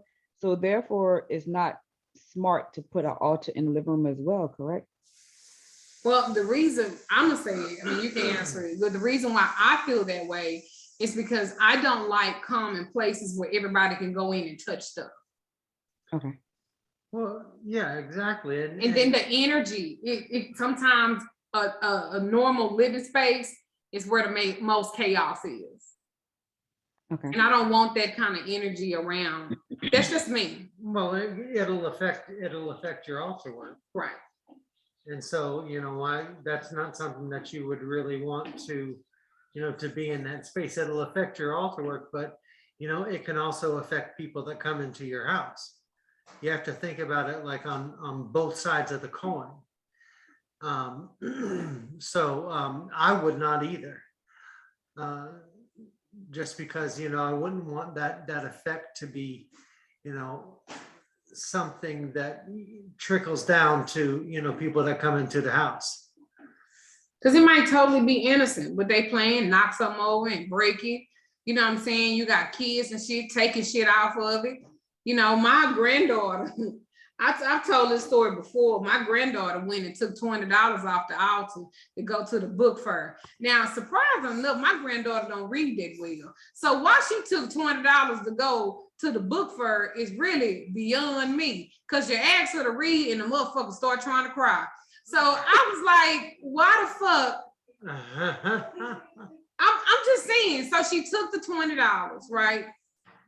My daughter wound up taking her to school. My daughter wound up getting in a car accident. I was like, then she wound up on the way home, she wound up getting a ticket. She got fucking weed in the car. Like all of these, because my granddaughter never took the 20 in the building, she dropped it in the car. And how we found it, she dropped it in the car because my daughter said, Mom, I found $20 in my car. Now, this is what I do. I mark the money I put on my altar. I put my initial on it. I put the date I put it on there. And I also will put who it's for. So when she said, I said, give me that 20. It had my initials on there. It had the date. So I knew she had took it off the altar. That's just my look. Now, Papa ain't told me that. This is some shit.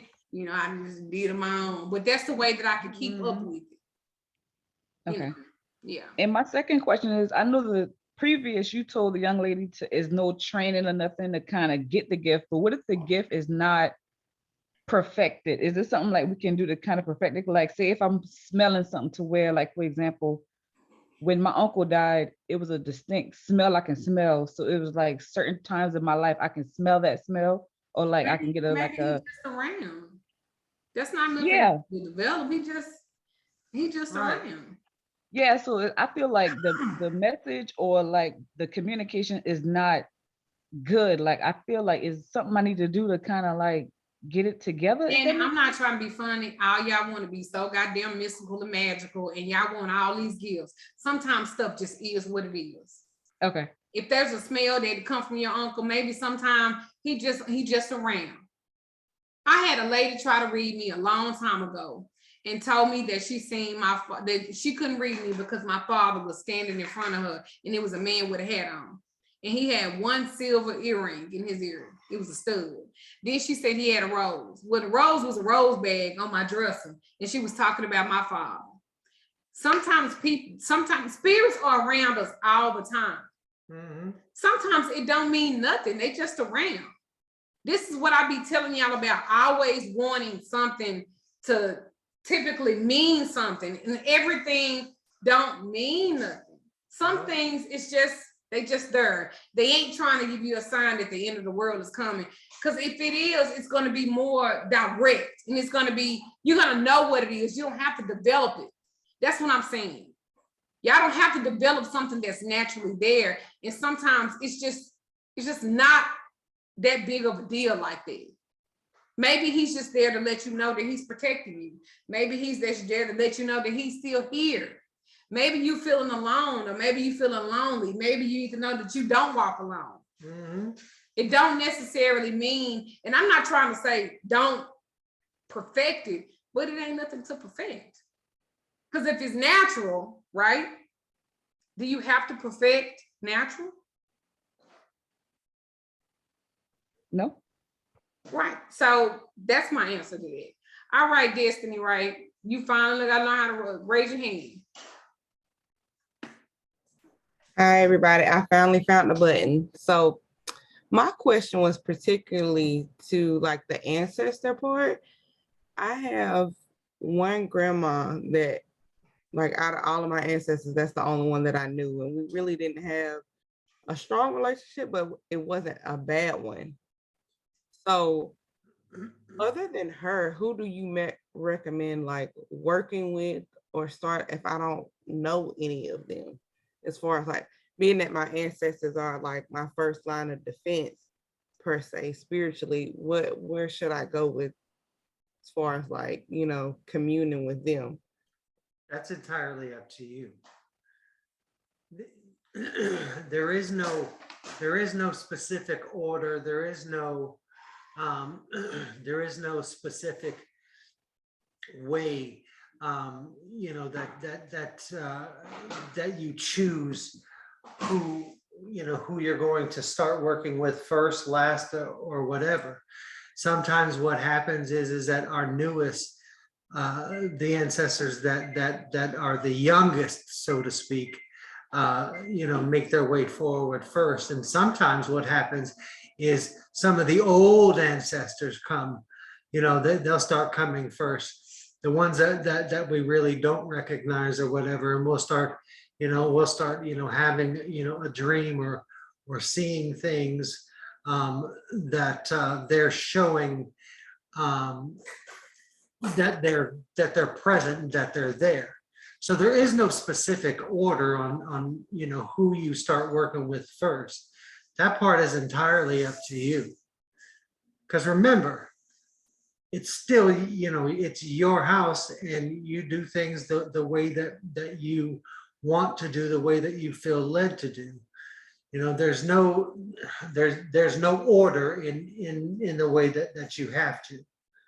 You don't have to start with your grandmother and then work your way back and back and back. Because that might not be necessarily who called to you. You know what I would say? I would say research. You know, look at what your attributes are for you personally. And I would research to see what deities or goddesses or gods that's out there that correlate with who you are. You know, orishas that correlate with who you are. I would start there and see who you connect to. One thing I will say is that when I do honor my mother and my father, I always say I'm honoring those who came before me, the known and unknown, who are right with my spirit. Mm-hmm. So that is, again, that kind of helps, you know, to figure that out, who's going to work with you and who don't. I hope that answered your question, Destiny. Yes, it did. Thank you. All right. Gabrielle Martinez. Hi, darling. How are you? I'm good. Okay, so last year, I think it was 2020, we did a reading and I thought then at the time you were talking about my grandfather because you mentioned how he was very tired and he was close to passing. I now realize you were talking about my uncle. Oh. He actually passed last month.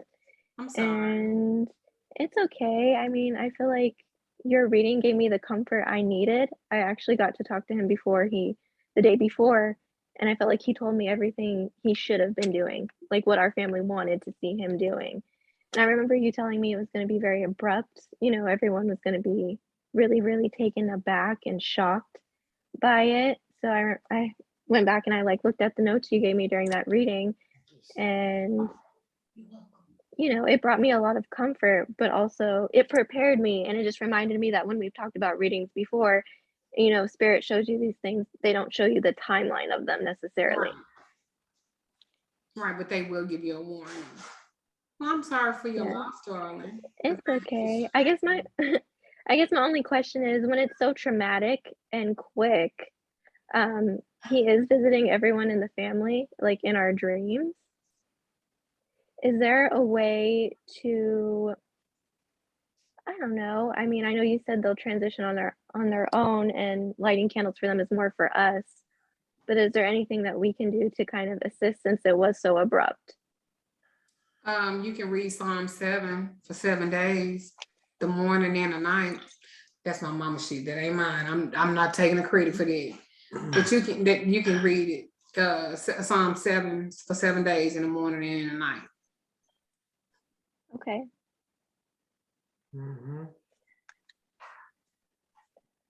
You know, this really makes me feel like my mother prepared me for all of this shit, because I love the dead. Like, dead bodies don't bother me. The more none of that bother me. Because they just seem like just such peace. Isn't it a different type of atmosphere if you go in a house with someone and died? The spirit just, the energy just be different. I know my father-in-law passed last Saturday, Damon's father. And when I went in the room, well, actually when I walked in the house, I felt such an energy of peace in that house that I had never seen before. I never felt peace in that house as I felt. And then Damon was like, you want to come back here? Don't be scared. And I was like, boy, you talking about me? Scared of what? So really? So I actually helped the funeral guy that came to pick the body up because everybody else was kind of scared to touch him. So I actually helped with that, and I kind of cleaned his face up and stuff like that. And I will tell y'all, if y'all ever get a body and y'all want to help to like just kind of cleanse them, you can take some basil over a deceased person, and that'll help take them to the next realm if you're there with them. Like kind of rub it over their chest and stuff like that. I know my mama used to boil myrtle and mugwort and rue. And when they would, you know, back in the day in the country, when they had viewings and stuff like that, they would bring the body, you know, the casket at the house, and people come view at the house. And I remember my mother would put it over their face. She would boil it, put it over their face, and put it over their hands, and she would do their arms, every piece that could be seen. And that was like funeral preparation too.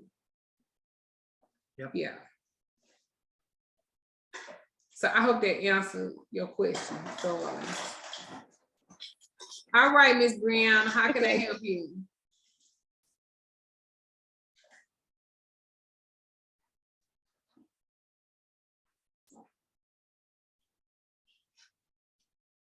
Oh, thank you. Brianna, you have a question for me, darling? But they were, I'm sorry, can you hear me? Mm-hmm. Yes, ma'am. Would you?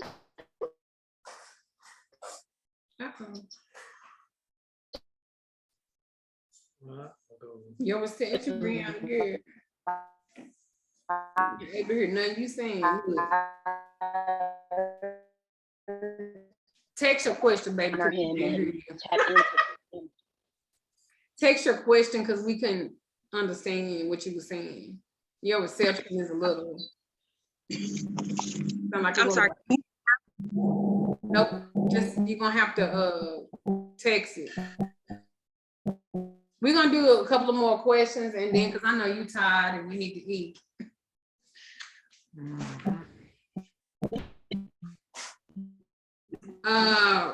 Rolanda Walden, yes, ma'am.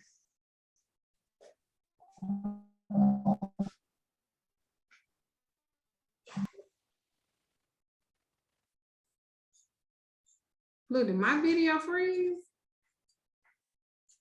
You're so sweet. Well, I'm gonna take that as a spirit say this class is over.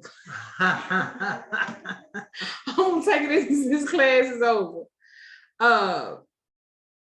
If y'all have any other questions or whatever, be sure to tag me in it, in the group, and I'll certainly answer what I can. I want everybody to thank Sen Moise tonight for tonight's class. It was a heavy class, but a good one nonetheless. And I will send you the link to the video once it downloads. All right. So thank you everybody again. I done Thank gave you y'all what all. y'all needed. I Thank hope y'all you. enjoyed it. I would love a review of the class. Yes, ma'am. Thank you so much. Thank you. And y'all have a good night. Thank you. Thank Good you. night.